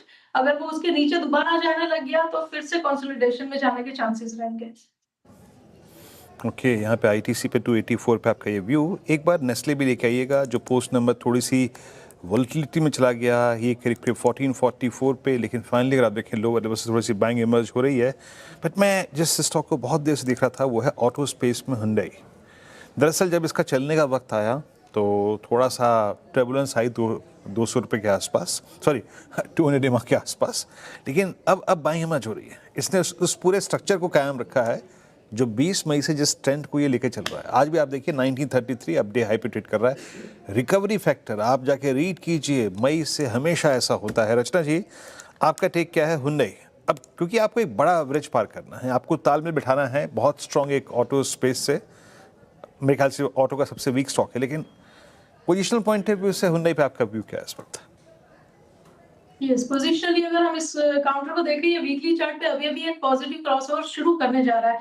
अगर ये ओवरऑल मार्केट पे इतनी वीकनेस ना होती ना तो शायद इसका मोमेंटम काफी जल्दी पिकअप हो जाता, और इसको खाली एक ओवरऑल मार्केट की मोमेंटम की ही सपोर्ट की जरूरत है। अगर वो मिल गया अपकमिंग वीक में तो ये 2000 को जैसे ही क्रॉस करने की तैयारी करेगा और उसके बाद इसमें मोमेंटम भी पिकअप होगा जो उसको फिर 2100 की तरफ फर्दर लेके जाने की पोजिशनली पॉसिबिलिटी क्रिएट करता है। ओके मीन भाई एक बार निफ्टी लेकर आइए वापस ज़रा, और ये वो जो जोन था ना 23,800 से 850 का, आज वहीं पर आकर हम जो बात की थी कि अगर प्रॉफिट बुकिंग आएगी तो मतलब वहीं पर आएगी, तो ये अभी भी कन्विक्शन नहीं है मार्केट में। और ये एक अप्रोच होती है कि जब भी बड़ा गैप डाउन हो उसके बाद रिकवरी आए तो न्यूट्रल जोन में सबसे पहले आके, तो आज हमारा सपोर्ट 600-650 का था और रेजिस्टेंस 800-850 का था, तो मोर और लेस उस रेंज में है। हालांकि कच्चा तेल और गिर रहा है, 97 हाफ पर आ गया ये, तो ये बड़ा पॉजिटिव है। ब्रेंट क्रूड अब 97.56 पर है। कविता जी जुड़ी हैं इस पैनल में। कविता जी गुड आफ्टरनून, आपकी ट्रेड इस समय की। Very good afternoon Anuj ji, good afternoon everyone. IT में अच्छे मूव बन रहे हैं और फ्रॉम देयर HCL टेक्नोलॉजीज अपने 20 बेमार्क को क्रॉस किया है। शॉर्टर टाइम फ्रेम पर देखें तो एक अच्छा सॉसर फॉर्मेशन डेवलप होते हुए दिखता है। मुझे लगता है अंटिल काउंटर 1240 के ऊपर मेंटेन है, यहाँ पर एक बाय ट्रेड इनिशिएट कर सकते हैं आप। प्राइस टारगेट शॉर्ट टर्म में बनते हुए दिखते हैं अराउंड 1350 तक, बट एज अ डे और 2 डेज पर्सपेक्टिव 1300 के प्राइस टारगेट के लिए आप इसे अप्रोच करें विद 1240 स्टॉप लॉस। ओके तो ये व्यू हो गया कविता जी का आईटी स्टॉक पर। आता हुआ इसी स्पेस पे रहते हैं इनफैक्ट। और देखिए इन्फोसिस के साथ अब सभी दिग्गज आईटी कंपनियों के नतीजे आ चुके हैं। नतीजों से ज्यादा बाजार की नजर कंपनियों की कमेंट्री पर थी। कमेंट्री कैसे रही कंपनियों के नतीजे और आगे की कमेंट्री, कैसी पिक्चर मिल रही है आगे की, ये समझ लेते हैं डिटेल में एक बार आशीष जी के साथ। आशीष जी गुड आफ्टरनून, बताएं। Good afternoon. हाँ, पहले नतीजे कैसे रहे तो मिले जुले। मैंने क्या करा, पांचों दिग्गज जिनकी आपने चर्चा करी उन सब की constant currency I Q on Q आपकी स्क्रीन पे रखी है। टेक महिंद्रा स्टैंड आउट करा और दूसरा स्टैंड आउट करा टीसीएस, क्योंकि ये दोनों ऑर्गेनिकली ग्रो करते हुए नजर आए। इन्फी अच्छा था, लेकिन इन्फी के ध्यान रखिएगा इनऑर्गेनिक कंट्रीब्यूशन था, तो अदरवाइज ऑर्गेनिक ग्रोथ फीकी थी। एचसीएल टेक के लिए सीजनली वीक था और विप्रो कमजोर था और कमजोर अभी भी नजर आ रहा है। दूसरी इंपॉर्टेंट चीज होती है नतीजों में मार्जिन्स का प्रोफाइल। पर क्या हर कंपनी के डायनेमिक्स अलग हैं, किसी के वेज हाइक्स हैं, किसी के 2 महीने के वेज हाइक्स हैं, किसी के वेज हाइक्स नहीं है। तो मैंने अनुमान के साथ कंपैरिजंस कर दिए हैं सारे, ऑलमोस्ट सिर्फ विप्रो को छोड़ दूं तो सब मार्जिन जैसे एक्सपेक्टेड थे वैसे ही डिलीवर करते हुए नजर आए। हाँ, उसके पीछे 2 रीजंस हैं। इनमें से कईयों के अपने अपने मार्जिन प्रोफाइल इंप्रूव करने के प्रोजेक्ट्स चल रहे हैं, जैसे कि टेक महिंद्रा और इन्फोसिस के, और दूसरा करेंसी की वीकनेस के बेनिफिट्स पर्कुलेट होते हुए नजर आए। लेकिन निचोड़ क्या है नतीजों से, 5 की टेक अवेज आपकी स्क्रीन पर रखता हूं। पहला, ग्रोथ या कहें डिस्क्रिशनरी स्पेंड्स वो नहीं लौटे हैं। क्लाइंट्स इस समय ऐसा लग रहा है सिर्फ कॉस्ट ऑप्टिमाइजेशन और वेंडर कंसोलिडेशन एक्सरसाइज पे फोकस कर रहे हैं, ना कि नई ट्रांसफॉर्मेशन प्रोजेक्ट्स पे। अब एक एग्जांपल है, बीते क्वार्टर में आपको याद होगा एचसीएल टेक ने $1.1 बिलियन की डील बैक करी थी यूरोपियन क्लाइंट से। रिपोर्ट सजेस्ट करती हैं, लार्जली स्पेकुलेटेड है, एक और इसी की दिग्गज आईटी कंपनी पीयर का वो ऑर्डर था जो उनसे हट के इनके पास आया। तो प्योरली वेंडर कंसोलिडेशन हुआ था, कोई नया धंधा नहीं आया था। दूसरा, एआई बिजनेस रेवेन्यू ग्रोथ और उसका कंट्रीब्यूशन इंप्रूव हो रहा है। कंपनियां अब सेपरेटली रिपोर्ट करना शुरू कर रही हैं, हालांकि अभी भी पूरी पाए का एक छोटा कंट्रीब्यूशन। मिसाल के तौर पे इन्फोसिस ने पहली बार उस मैट्रिक्स को शेयर करा, पहली बार डिस्क्लोज करा। वो कहते हैं कुल आय का 8.2% अब एआई से आता है। टीसीएस काफी पहले से कर रहा है, पर वो एनुअलाइज्ड बेसिस में रन रेट देता है। उसको गणित करूं तो उनकी कुल आय का इस समय 8.5% के आसपास एआई कंट्रीब्यूशन आ रहा है। अच्छी बात है, पर यह अभी बहुत छोटा है कुछ मीनिंगफुल इंपैक्ट दिखाने के लिए। तीसरी इंपॉर्टेंट चीज, टोटल कॉन्ट्रैक्ट वैल्यू, जिसे हम टीसीवीज कहते हैं, आसान शब्दों में डील विंस कहते हैं, वो प्रॉब्लम नहीं है। कंपनियां बढ़िया टीसीवीज बैक कर रही हैं, प्रॉब्लम उनके कन्वर्जन को लेकर है। और ऐसा लग रहा है कि क्लाइंट्स ऑर्डर तो दे रहे हैं, लेकिन इंप्लीमेंटेशन शेड्यूल जो हैं वो डिले कर रहे हैं। मिसाल के तौर पे सबकी ऑर्डर विंस आपकी स्क्रीन पर आएंगी, गजब की हैं और सब एक्सपेक्टेशन से मजबूत नजर आएंगी। ये इस क्वार्टर Q1 की सबकी टोटल कॉन्ट्रैक्ट वैल्यूज यानी कि जो डील विंस थी वो आपकी स्क्रीन पर रख दी मैंने। चौथा, ज्यादातर कंपनीज अब कह रही हैं कि growth momentum Q2 onwards pickup होता हुआ नजर आएगा और H2 बेहतर होगा। शायद ये पॉइंट आउट करने की कोशिश हो रही है कि जो ये मेगा डील्स बैक कर रहे हैं उनसे अब धंधा आना शुरू होगा और शायद Q2 एक ट्रांजिशन क्वार्टर हो सकता है, इसीलिए शायद कह रहे हैं Q2 में पिकअप होगा। पर ये लार्ज डील्स बैक करने का सिलसिला और ग्रोथ ठंडी रहने का सिलसिला लंबा है, अब तक ऐसा दिखा नहीं है, तो इस मैट्रिक्स पर नजर रखेंगे। और फाइनली एक तरफ वैल्यूएशन, दूसरी तरफ रीरेटिंग का डिबेट छिड़ा रहता है। प्राइमा फेसी ये सच है कि वैल्यूएशंस में एक सीरियस नॉकडाउन है। पीई मल्टीपल्स देखूं तो ऐसा लगता है कि मार्जिन ऑफ सेफ्टी है, कंफर्टिंग लगते हैं मल्टीपल्स, पर प्रॉब्लम यह है किसी भी चीज को रीरेट होने के लिए ग्रोथ को लौटना, वापस आना जरूरी है, वो अब तक नजर नहीं आ रहा और इसीलिए थोड़े से चैलेंजेस कंटिन्यू होते हुए, वो ग्रोथ लौटना, उस पे कन्विक्शन लौटना, उस पे अभी भी क्वेश्चन मार्क है। बिल्कुल, उस पे अभी भी क्वेश्चन मार्क है और सबसे बड़ा क्वेश्चन मार्क वहीं पर है कि जब आप प्राइस टू अर्निंग्स देख रहे हैं तो उसमें अर्निंग्स को आप कहाँ फिट करेंगे। शुक्रिया आशीष। राजेश अग्रवाल जी, आपने नंबर्स देखे सभी आईटी कंपनियों के, क्लियरली मार्केट ने एक थम्स अप दिया टेक महिंद्रा को और कुछ हद तक टीसीएस को, लेकिन आपका क्या व्यू है इस समय लार्ज कैप आईटी को लेकर? अनुज जी, अगर पूरे आईटी स्पेस की बात की जाए या आईटी इंडेक्स की बात की जाए ना, तो आप अगर देखोगे तो करीब करीब 25% ऊपर से आईटी इंडेक्स टूटा। क्यों टूटा? जेन एआई के डिसरप्शंस के एंजाइटीज थी, ग्लोबल स्पेंडिंग का स्लोडाउन था, इन सब चीजों को लेकर वैल्यूएशन, जैसे आशीष जी भी बता रहे थे, बहुत कंफर्टिंग हो गए। जहां 27-28 का मीडियन पी चल रहा था, वो अभी 18-19 पे आ गया। आप डिविडेंड यील्ड देखो, प्राय सभी दिग्गज कंपनी की 3 से 6% बैठ रही है। तो आज की डेट में आपको ये स्टॉक एफडी के सही हिसाब से सोचना पड़ेगा, 2 साल की टाइम होराइजन के साथ। और सबसे अच्छी बात है कि तीनों दिग्गज कंपनियां टीसीएस, इन्फोसिस, एचसीएल टेक ने पिछले महीने भर में बयान ऐसे जारी किए कि वो एआई में बड़े तौर से जा रहे हैं, तो वो बहुत कंफर्टिंग फैक्टर था। इवन आज भी एचसीएल टेक की ऐसी न्यूज आ रही थी कि एआई पे कुछ नए एक्सपेंशन कर रहे हैं, तो ये सारा कंफर्टिंग फैक्टर है। चेंजेस हो रहे हैं, वैल्यूएशन बहुत कंफर्टिंग है, बट ग्रोथ के रीरेटिंग के लिए ग्रोथ की जरूरत है। मैं आशीष जी की बात से पूरी तरीके से सहमत हूँ। तो अगर किसी का 1.5 साल का नजरिया हो, लो रिस्क रहना हो, दिग्गज के साथ रहना हो, तो हमारी पैकिंग ऑर्डर में सबसे ऊपर इन्फोसिस, देन एचसीएल टेक और उसके बाद टीसीएस रहेगा। एक काम करते हैं, इसी स्पेस पर रहते हैं। अब हमारे साथ सेंट्रम के senior vice president equity research Piyush Pandey जुड़े हैं, उनसे बात करेंगे। Piyush ji, good afternoon. आपका क्या व्यू है सबसे पहले तो overall view large cap IT पर? लार्ज कैप आईटी में परफॉर्मेंस अभी तक इन लाइन था, ग्रोथ म्यूटेड था, मार्जिन स्टेबल है, कंपनीज ने काफी अच्छे डील किसी भी रिपोर्ट किया है और एआई रेवेन्यू काफी फास्ट ग्रो कर रहा है, बट लो बेस पर है। तो मैं बोलूँगा कि ग्रोथ जब तक वापस नहीं आएगा, ये मल्टीपल जो अभी लो है चलता है वैसा ही रहेगा। और कुछ कंपनी लाइक टीसीएस और इंडिया माइंडिंग ने बताया कि Q2 से उनका नंबर शायद इम्प्रूव करेगा, बट मुझे लगता है कि कोई भी इम्प्रूवमेंट काफी ग्रेजुअल है। तो और टीयर 1 प्लेयर में क्या है कि उनका जो लेगेसी बिजनेस है उसमें प्राइसिंग प्रेशर भी वो फेस कर रहे हैं और उसके कारण से जो नेट रेवेन्यू ग्रोथ है काफी स्लो रहा है। तो मुझे लगता है कि टीयर 1 प्लेयर में नियर टर्म में चैलेंज है। सो टीयर 2 प्लेयर लाइक से जहाँ ग्रोथ फास्ट है वो देख सकते हैं। अच्छा पीयूष जी, नमस्कार, वीरेंद्र बोल रहा हूँ। मुझे मान लीजिए अपने पोर्टफोलियो के सिलेक्शन के लिए 2 स्टॉक्स चाहिए, ठीक है? मान लीजिए मैं किस चीज़ पर फोकस करूँ इस दौर में? मैं अच्छी हेल्दी टॉप लाइन ग्रोथ देखूँ, ऑर्गेनिक ग्रोथ देखूँ, या फिर इनऑर्गेनिक ग्रोथ भी देखूँ? ये 2 मापदंड ये। या फिर मैं एक स्ट्रॉन्ग मार्जिन वाली कंपनी देखूँ, या फिर मैं उस चीज़ पे फोकस करूँ कि जिसका कंटिन्यूड इन्वेस्टमेंट इन एआई है, कैपेबिलिटीज़ पे है, एक्विजिशंस पे है, पार्टनरशिप पे है? मेरा मापदंड क्या होना चाहिए? मार्जिन तो ग्रो करना अभी डिफिकल्ट है, मार्जिन मोस्टली स्टेबल ही रहेगा और मैं बोलूँगा कि की फोकस होना चाहिए ऑर्गेनिक ग्रोथ पर। और organic growth tier 2 names like से परसिस्टेंट कोफोर्स का ज़्यादा होता है।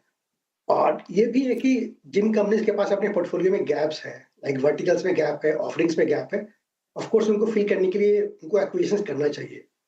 तो ब्रॉडली मैं बोलूँगा कि वो कंपनी जो स्टेबल मार्जिन रहकर इन्वेस्ट कर रही है अपने एआई कैपेबिलिटीज में और रेवेन्यू ग्रोथ भी एटलीस्ट कम से कम इंडस्ट्री एवरेज पर तो है। जो इंडस्ट्री एवरेज ग्रोथ है, अपने वो एआई कैपिटल में इन्वेस्ट भी कर रहे हैं और मार्जिन स्टेबल है, तो ठीक है। मतलब मार्जिन इंप्रूवमेंट होने का अभी, क्योंकि सभी कंपनी थोड़ा इन्वेस्टमेंट फेज में, तो मार्जिन इंप्रूवमेंट का चांस भी कम है। बट स्टेबल मार्जिन और प्लस प्लस वो भी लाइक से अगर वो एआई में का जो पार्टनरशिप्स है और उससे कितना उनको इंक्रीमेंटल बिजनेस मिल सकता है वो सारे मैटर करता है। पीयूष जी गुड आफ्टरनून, श्रेया बात कर रही हूँ। हाँ, हमने आईटी स्पेस में देखा कि मिड कैप आईटी स्टॉक्स ने आउट परफॉर्म किया है लार्ज कैप आईटी स्टॉक्स को। अब नतीजे आ गए हैं सभी के। आपको लगता है क्या अब लार्ज कैप आईटी स्टॉक्स में भी ग्रीन शूट्स दिखे हैं? यहाँ से क्या एक्सपेक्टेशन किए जाए लार्ज कैप आईटी स्टॉक्स से? जी, लार्ज कैप आईटी स्टॉक्स में जो लेगेसी बिजनेस है काफी बड़ा है। सो वो बिजनेस जो है ना मल्टी ईयर कॉन्ट्रैक्ट्स पर डिपेंड करता है, लाइक से 10 ईयर कॉन्ट्रैक्ट, 5 ईयर कॉन्ट्रैक्ट। और उसमें क्या है कि जब वो डील्स आएगा रिन्यूअल पर तो क्लाइंट्स कुछ प्रोडक्टिविटी गेन की डिमांड करते हैं, जिससे प्राइसिंग प्रेशर होता है। और अभी लार्ज कैप में क्या है कि अभी उनका जो एआई रेवेन्यू 8% अगर वो बढ़ के 20-25% हो जाता है 1-1.5 साल में, तो फिर उनके ग्रोथ को इम्प्रूव करेगा। बट मैं बोलूँगा कि टियर 2 नेम्स जिनके पास लेगेसी बिजनेस थोड़ा कम है एंड प्लस थोड़ा अजाइल भी है, so they can turn around their offerings and delivery structure as per the current जो भी एआई में आउटकम बेस्ड और ये फिक्स्ड प्राइस बेस्ड कॉन्ट्रैक्ट्स का ज्यादा डिमांड है।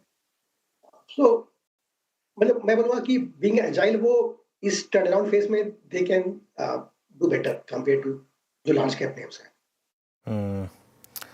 ओके, चलिए बहुत बहुत शुक्रिया आज हमारे साथ जुड़ने के लिए और पीयूष जी अपना समय देने के लिए हमें। ये बात होगी आईटी पर। अब आगे बढ़ते हैं, धमाकेदार ऑप्शंस का समय है। धमाकेदार ऑप्शंस लेंगे रचना जी से, अरुण जी से और मानस जी से। तो लेकर आइए धमाकेदार ऑप्शंस का स्टे। ओके, चलिए तो मानस जी आप शुरुआत करिए धमाकेदार ऑप्शंस की। क्या रहेगा आपका ट्रेड? देखिए एलटीएम पे मेरा ध्यान है। एलटीएम कोड चेंज हो गया उसका, तो यहाँ पर आप खरीदारी कर सकते हैं। स्टॉक में करेक्शन देखने को मिल रहा था, 20 डे मूविंग एवरेज पे सपोर्ट लिया और वहां पर रिकवरी देखने को मिल रही है। तो एलटीएम के 4100 के कॉल ऑप्शन में आप खरीदारी कर सकते हैं। 42 रुपीज के आसपास ट्रेड हो रहा है, उसमें आपको 14 रुपीज 14 रुपए के स्टॉप लॉस से खरीदारी करने की राय रहेगी। ऊपर की तरफ 100 रुपए तक के टारगेट देखने को मिल सकते हैं। एलटीएम ये हो गए मानस जी के पिक। अरुण जी ऑप्शंस में क्या देख रहे हैं आप? जी बिल्कुल श्रेया जी, कोफोर्ज के एट द मनी कॉल को लेने की सलाह है। कोफोर्ज में एक अच्छा रिवर्सल 3 दिन की गिरावट के बाद नजर आ रहा है, तो 1480 का कॉल ऑप्शन को खरीदने की सलाह है। 28-29 रुपए के आसपास है। 22 रुपए का स्टॉप लॉस लगा के 1480 के कॉल को लेने की सलाह है। 42 रुपीज तक के टारगेट इस कॉल ऑप्शन में देखने को मिल सकते हैं। ओके, कोफोर्ज की कॉल पिक करनी है आपको और अब चलते हैं राजेश सतपुते जी के पास अगले ऑप्शन ट्रेड के लिए। ये है 1480 की कॉल। राजेश जी आप क्या पिक करेंगे? वीरेंद्र जी देखिए नजर आईटी पे ही है और उसमें से जो मेरा पिक रहेगा दैट विल बी टीसीएस। मुझे इन पर्टिकुलर टीसीएस का 2 दिनों का प्राइस एक्शन अच्छा लग रहा है, तो देखिए मैं in the money call option buy करने की सलाह दूंगा। 2240 का कॉल ऑप्शन करीबन 29 रुपीज के आसपास है। छोटा स्टॉप लॉस रखना है 20 के आसपास। स्विंग ट्रेडिंग का इसका जो टारगेट बनता है वो करीबन 55 to 60 का बनेगा। सो टीसीएस का 2240 का कॉल ऑप्शन बाय करेंगे। टीसीएस का कॉल ऑप्शन बाय करें। मीनवाइल लॉरस लैब्स के नंबर्स काफ़ी शानदार हैं। दिक्कत क्या है लॉरस लैब्स की, ये नंबर से पहले ही काफ़ी चल चुका है और आई थिंक बार बार हमारी चैट जीपीटी और स्पॉटलाइट में आया था। आई थिंक हमने बात ये भी की थी कि ये एक ऐसा स्टॉक है जिसको आप बार बार ये सोचेंगे कि ऑलरेडी कितना चल चुका है, तो आप थोड़ा 6 महीने का चार्ट रख देना प्लीज़, तो आप थोड़ा सा इसको फिर मिस कर देंगे। लेकिन हर बार हर लेवल से इसमें अच्छे मूव्स आए हैं। करीब अब देखिए आप 58% के करीब के मूव आ चुके हैं यहाँ पर 6 महीने में। लेकिन फिर भी डिप्स आती हैं इसमें नॉर्मली और डिप्स में अच्छी अपॉर्चुनिटी होती है, लेकिन नंबर्स हर एंगल से अच्छे हैं। अगर आप प्रॉफिट देखें, अगर आप ओवरऑल सेल्स नंबर देखें, दोनों नंबर प्राइमा फेसी एस्टिमेट से काफ़ी ऊपर हैं और अच्छे मूव्स यहाँ पर इस समय बन रहे हैं। राजेश अग्रवाल जी, लॉरस लैब्स शायद एक ऐसा स्टॉक जिसने बहुत लोगों को डिवाइड किया था, लेकिन इसमें कोई डाउट नहीं है कि फार्मा में सबसे ज़्यादा पैसा इसी ने बना के दिया है। क्या भी होगा आपका? सर 2020 के साल से मैं इसे ट्रैक कर रहा हूँ और बहुत शानदार कंपनी है। सीडीएमओ के अच्छे प्लेयर है, अच्छे प्रोडक्ट्स हैं। बीच में कुछ केपेक्स वगैरह के कारण से बहुत दिनों तक लैकलस्टर परफॉर्मेंस रही, लगभग 1.5-2 साल तक। लेकिन अब चूंकि उनका केपेक्स वगैरह पूरा हो गया है, अब नंबर्स भी लास्ट 2-3 क्वार्टर से बहुत अच्छे आ रहे हैं। आपने सही कहा कि रिजल्ट से पहले ही इन दिनों ही अगर आप देखेंगे तो करीब 200 रुपए के आसपास की बढ़त हो गई है। नंबर्स प्राइमा फेसी जो अभी स्क्रीन पे दिख रहे हैं वो तो बहुत अच्छे लग रहे हैं। शॉर्ट टर्म में हो सकता है कि 1630 1640 तक जाता हुआ दिखे, बट लंबी अवधि के लिए स्टॉक को हर डिप्स में बाय करना चाहिए।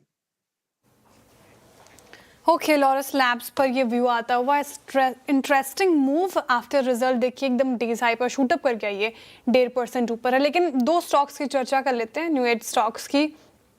एक तो मीशो की बात करेंगे और दूसरी स्विगी की बात करेंगे, और दोनों में ही अगर आप देखेंगे थोड़ा प्रेशर है आज के सेशन में। स्विगी तो वायदा का टॉप लूजर बना हुआ है, लगभग 4% नीचे। वहीं मीशो ने रिकवरी दिखाने की कोशिश की, लेकिन अभी भी देखें 2.5% डाउन है। क्यों दोनों स्टॉक्स टूटे हैं, क्या कारण है, वजह क्या है, समझ लेते हैं आशीष से। आशीष, गुड आफ्टरनून, बताएं। Good afternoon Shraddhi. की स्विगी में तो बड़ी गिरावट है, हालांकि दिन के निचले स्तर से तकरीबन 2.5 से 3% की ऑफलोज की रिकवरी भी यहाँ पर आपको नजर आई। एक खबर बता देता हूँ कि फॉरेन ओनरशिप जो है इन्होंने 49.5% पर कैप कर दी। थोड़े दिन पहले भी यहाँ पर बताया था, और इसके बाद से मार्केट ने अंदाज़ा लगा दिया कि ये क्यों हो रहा है।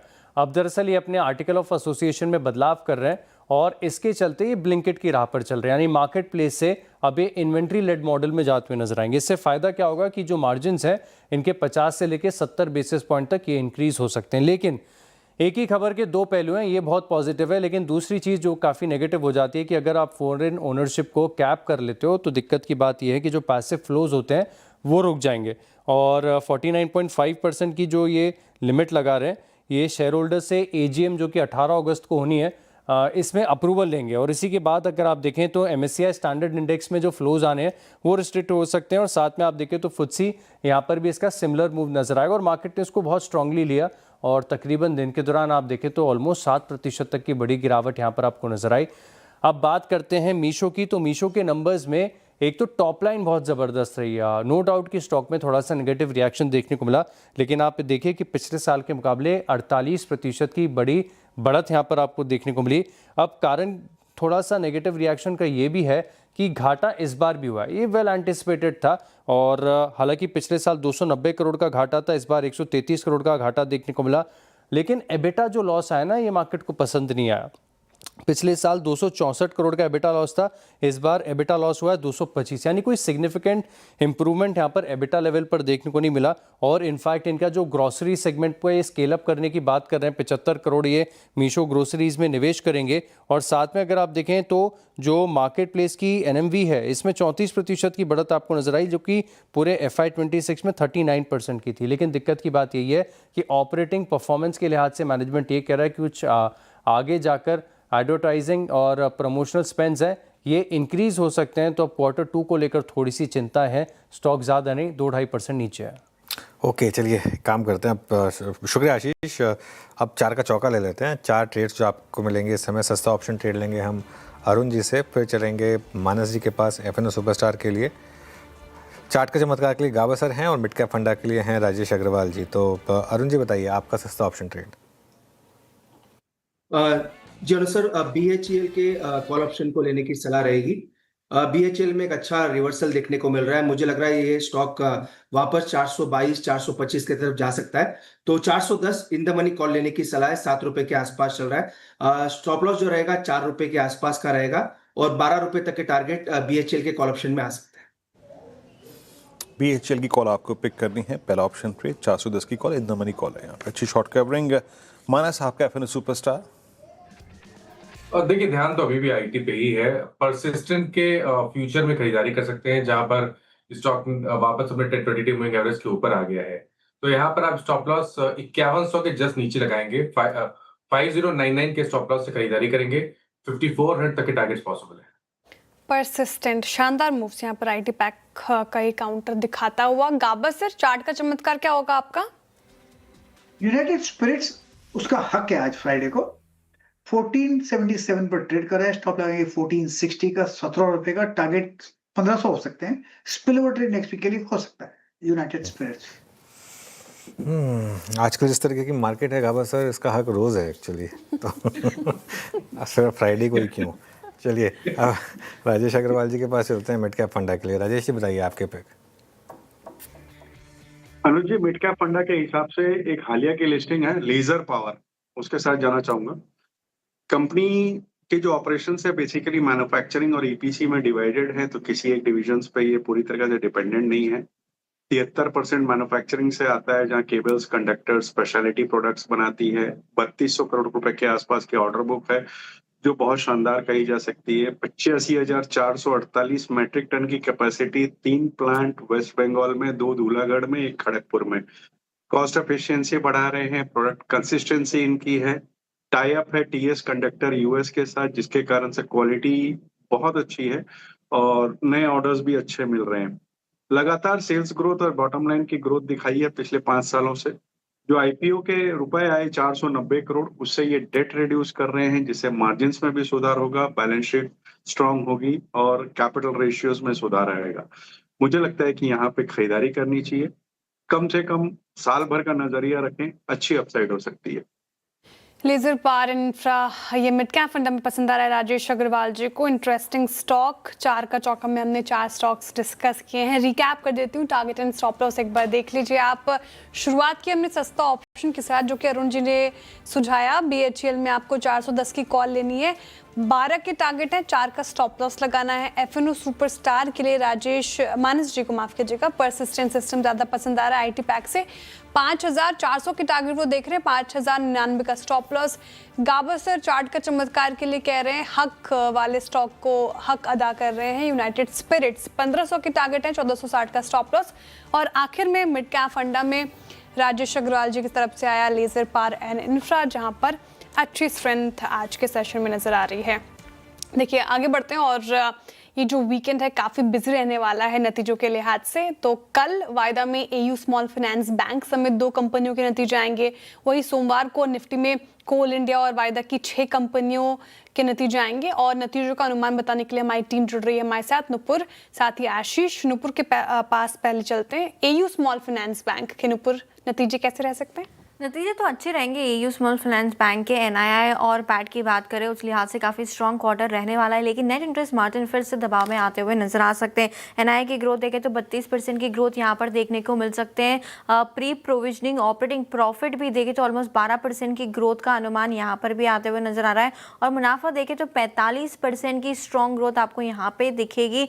834 करोड़ के आसपास जो है मुनाफा आपको आते हुए नजर आ सकता है। लेकिन नेट इंटरेस्ट मार्जिन सारे बैंक के इस बार कमजोर आते हुए नजर आए, तो वहां पर फोकस करके चलना है। 10 बेसिस पॉइंट की कमजोरी यहां पर देखने को मिल सकती है।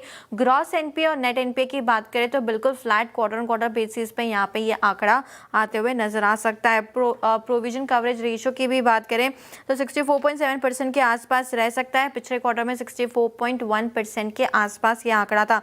डिपॉजिट ग्रोथ करीबन 26% के आसपास रहने की उम्मीद है। लोन ग्रोथ की भी बात करें तो 29% की ग्रोथ यहाँ पर देखने को मिल सकती है। कमर्शियल सेगमेंट कंपनी का जो लोन का और अनसिक्योर्ड का सेगमेंट है, वहां से अच्छी ग्रोथ इस क्वार्टर में आती हुई नजर आ सकती है। स्ट्रेस कम हो रहा है, तो क्रेडिट कॉस्ट टू एसेट देखे तो 1% के बिलो ये आंकड़ा आपको नजर आएगा। NII और मुनाफे के लिहाज से क्वार्टर अच्छा रहेगा, लेकिन सब बैंक्स के निम्स इस बार कमजोर आते हुए दिख रहे हैं। हो सकता है AU स्मॉल फाइनेंस बैंक के निम्स में भी 10 बेसिस पॉइंट का दबाव इस क्वार्टर में आपको दिखे। AU स्मॉल फाइनेंस बैंक जिसके बारे में बात मैं कर रहा था यहाँ पर, और नंबर्स के एक्सपेक्टेशन।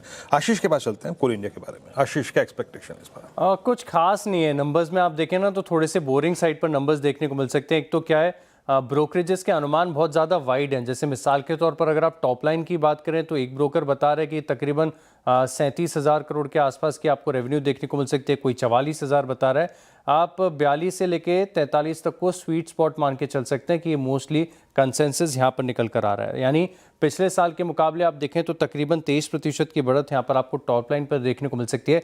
लेकिन क्योंकि टॉप लाइन में आप देखें तो मैसिव सर्ज है, लेकिन ऑपरेशनल वाइज आप देखें तो कोई खास सिग्निफिकेंट इनके रियलाइजेशंस बढ़े नहीं है। तो दिक्कत की बात क्या होगी कि एबिटा की जो ग्रोथ है ना बड़ी सीमित है, सिर्फ 6% के आसपास की है। और इनफैक्ट क्योंकि टॉप लाइन आपकी इतनी ज़्यादा है और इसी के चलते आप देखें तो जो मार्जिन 31% के थे वो 26.8% यानी राउंड फिगर आप 27% के मानकर चल सकते हैं। मुनाफे में आपको 7% की बढ़त यहाँ पर देखने को मिल सकती है। एबिटा प्रति टन के लिहाज से आप देखें तो थोड़ी सी म्यूटेड ग्रोथ है, यानी पिछले साल 582 रुपये इनका एबिटा प्रति टन था, जो कि इस बार 603 रुपये और पिछले क्वार्टर से काफ़ी कम है, जो कि 620 रुपये के आसपास था। अब खास बात अगर आप देखें तो चाहे कोल प्रोडक्शन के लिहाज से देखें या फिर ऑफटेक्स के हिसाब से सीक्वेंशियल तौर पर बड़ी धीमी गति है। और ई ऑक्शन जो रियलाइजेशंस हैं इसमें भी आप देखें तो 35% के आसपास आंकड़ा बिल्कुल फ्लैट यहाँ पर देखने को मिला। लेकिन कोल इंडिया जाना जाता है अच्छे डिविडेंड के लिए, और जब जब डिविडेंड अनाउंसमेंट आता है तब ये स्टॉक हरकत में आता है। तो डिविडेंड कैसा आता है, क्या होता है, क्या मैनेजमेंट कहता है, इस पर ज़्यादा नजरें रहेंगी। नतीजों में तो कुछ खास नहीं है, नतीजों में कुछ खास की उम्मीद नहीं है, हालांकि डिविडेंड वाला स्टॉक है। अब देखते हैं कैसे यहाँ पे नतीजे आते हैं और डिविडेंड की तरफ क्या ऐलान होते हैं। शुक्रिया नुपुर और आशीष प्रीव्यूज बताने के लिए। कोल इंडिया आपको स्क्रीन पर फ्लैट नजर आएगा। आगे बढ़ते हैं, इंपॉर्टेंट खबर, दिसंबर 2025 में फ्लाइट संकट के बाद इंडिगो से सीसीआई को प्रस्ताव सौंपा है इंडिगो ने, और ऑपरेशनल रुकावट से निपटने के लिए क्राइसिस मैनेजमेंट ग्रुप बनाने का प्रस्ताव दिया है। अब ये डिटेल क्या है समझ लेते हैं। असीम हमारे साथ जुड़ रहे हैं। असीम, गुड आफ्टरनून, बताइए क्या डिटेल्स आ रही है आपके पास? देखिए, दिसंबर 2025 में आपने देखा था कि इंडिगो की फ्लाइट काफी डिस्टर्ब हो गई थी, करीबन 2500 के आसपास की फ्लाइट कैंसिल हुई थी। तो उसके बाद से सीसीआई ने इस पूरे मामले की जांच शुरू कर दी थी, क्योंकि इंडिगो का करीबन 66% के आसपास का मार्केट शेयर है। तो सीसीआई ने इसकी जांच शुरू की और कंपनी से पूछा कि आप बताइए कि भविष्य में ऐसा क्या किया जाए जिससे कि ऐसा कोई डिस्ट्रप्शन आगे दिखने को ना मिले। तो अब कंपनी ने एक फ्रेमवर्क जो है सीसीआई को सौंपा है। इस फ्रेमवर्क के तहत कंपनी ने कहा है कि अगर ऐसा किसी ऑपरेशनल रुकावट आगे चल करके कहीं आती है तो उसके लिए क्राइसिस मैनेजमेंट ग्रुप बनाया जाए। खासतौर पर ये सुनिश्चित किया जाएगा कि कोई भी फ्लाइट वहां पर दूसरी कंपनी चला सके यहाँ पर, और जो भी अगर फ्लाइट शेड्यूल्स कंपनी के पास है तो टेम्परेरी तौर पर वो दूसरी कंपनी को फ्लाइट शेड्यूल सौंप देगी, दूसरी कंपनी अपनी शेड्यूल्स फ्लाइट चला सकेंगी। इसके साथ साथ कस्टमर्स को जो परेशानी होती है उसको देखते हुए उससे भी निपटने के लिए काफी सारी सजेशंस कंपनी ने दिए। कहा कि एक कंट्रोल रूम बनाया जाए जो 24/7 काम करेगा, ग्राहकों को ऑपरेशनल फ्लाइट्स उपलब्ध कराई जाएंगी, उनको टाइम के ऊपर रिफंड दिया जाएगा। तो ये काफी सारे सजेशंस उससे निपटने के लिए कंपनी ने सीसीआई के सामने रखे। हालांकि सीसीआई ने अभी इसके ऊपर कोई भी फैसला नहीं किया है कि इसको आगे लेकर के किस तरह से बढ़ना है। सीसीआई ने इसको पब्लिकली जारी करके जितने भी स्टेक होल्डर्स हैं इंडस्ट्री के या लोगों के, उनसे सुझाव उससे मांगे। तो एक बार जब ये सुझाव आ जाएंगे तो सीसीआई उन सुझावों को देखेगा, सीसीआई के जो इंडिगो ने फ्रेमवर्क दिया है उसको भी देखेगा, और उसके बाद इसके ऊपर लेकर के किसी तरह का आगे कोई फैसला लेगा। अभी सीसीआई की तरफ से इंडिगो को कोई भी क्लीन चिट नहीं मिली। अभी सीसीआई की तरफ से कोई क्लीन चिट नहीं मिली है इंडिगो को। खैर, असीम बहुत बहुत शुक्रिया इस पूरी खबर को समझाने के लिए। मीनवाइल चलते हैं अब आज की बिग मार्केट वॉइसेस की कड़ी में। हमारे साथ गुरमीत चड्ढा मौजूद हैं। गुरमीत जी, आपके दर्शन दुर्लभ हो गए आजकल, है ना? लेकिन चलिए, देर आए दुरुस्त आए। बट क्या लग रहा है, अर्निंग सीजन आपने देखा लेकिन तमाशा वही पुराना, कहानी क्रूड की और वॉर का संकट है। एक बार फिर से आपके अर्निंग सीजन के उस मोमेंटम को कोलैप्स कर दिया इसने। कुछ नंबर्स खराब थे, यकीनन खराब थे। For instance HDFC bank, but बहुत अच्छे नंबर्स भी थे। Look at PSU banks. But इस कोलैप्स मोमेंटम को आप कैसे रीड कर रहे हैं? ये आपको एक अपॉर्चुनिटी दे रहा है या फिर अभी थोड़ा सा डिस्टेंस बना के रखें?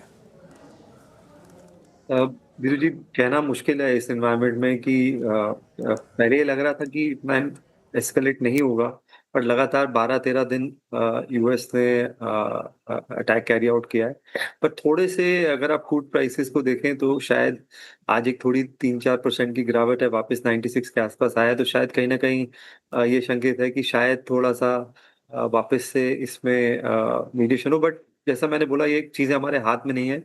जो मुझे अच्छा लग रहा है कि बहुत अच्छी कंपनीज में, स्पेशली जो प्रिसीजन इंजीनियरिंग स्पेस में है, डिफेंस में है, हेल्थ केयर में है, सेमीकंडक्टर का जो वैल्यू चेन है, अच्छे नतीजे आ रहे हैं, अच्छे नतीजे एक्सपेक्टेड हैं, बहुत अच्छे डेवलपमेंट हो रहे हैं। आई थिंक वहाँ पे फोकस करना चाहिए। स्टॉक पिकर्स मार्केट है और ब्रॉडर मार्केट में इतनी मंदी नहीं है जितना लार्ज कैप में है, और उसका कारण जैसा आपने बोला, हैवी वेट्स की अर्निंग्स थोड़ी सी अंडरवेलमिंग रही है।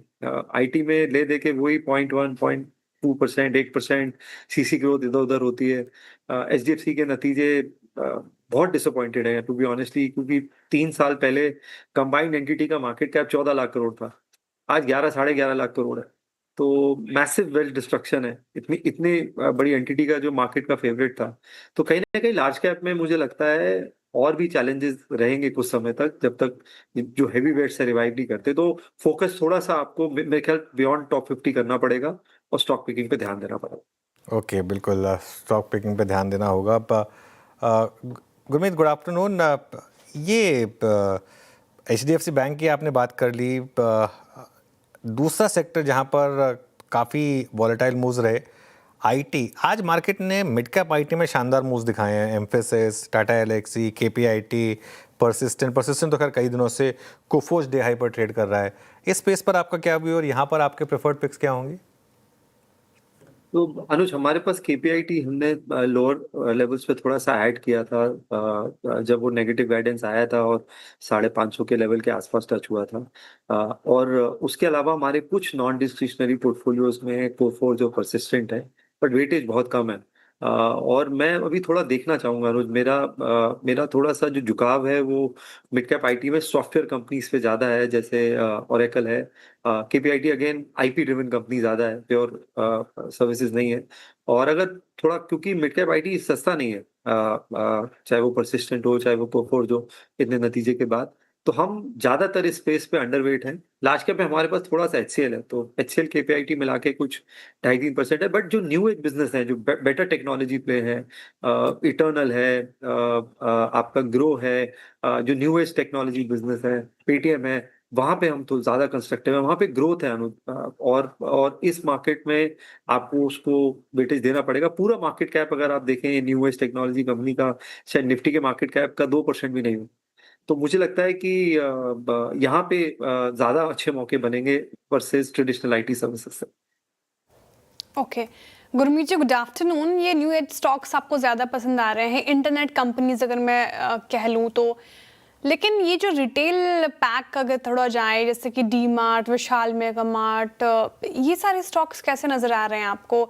विशाल मेगा मार्ट हमेशा नंबर्स अच्छे देता है, बड़े ब्रोकरेजेस रिपोर्ट में देखती हूँ, बड़े थम्स अप आते हैं, अग्रेसिव टारगेट प्राइस आते हैं, लेकिन स्टॉक चलने का नाम नहीं लेता। ट्रेंड भी वैसा ही देख लीजिए, काफ़ी पेशेंस टेस्ट किया है इसने। थोड़ा और स्पेसेस पे जो हम अक्सर बातें करते हैं उससे थोड़ा हटकर रिटेल स्पेस पर क्या व्यू है आपका? हम ओवरऑल अवॉइड कर रहे हैं स्पेस को, क्योंकि जैसा मैंने बोला, न्यू एज बिजनेस इसको डिस्टर्ब कर रहा है।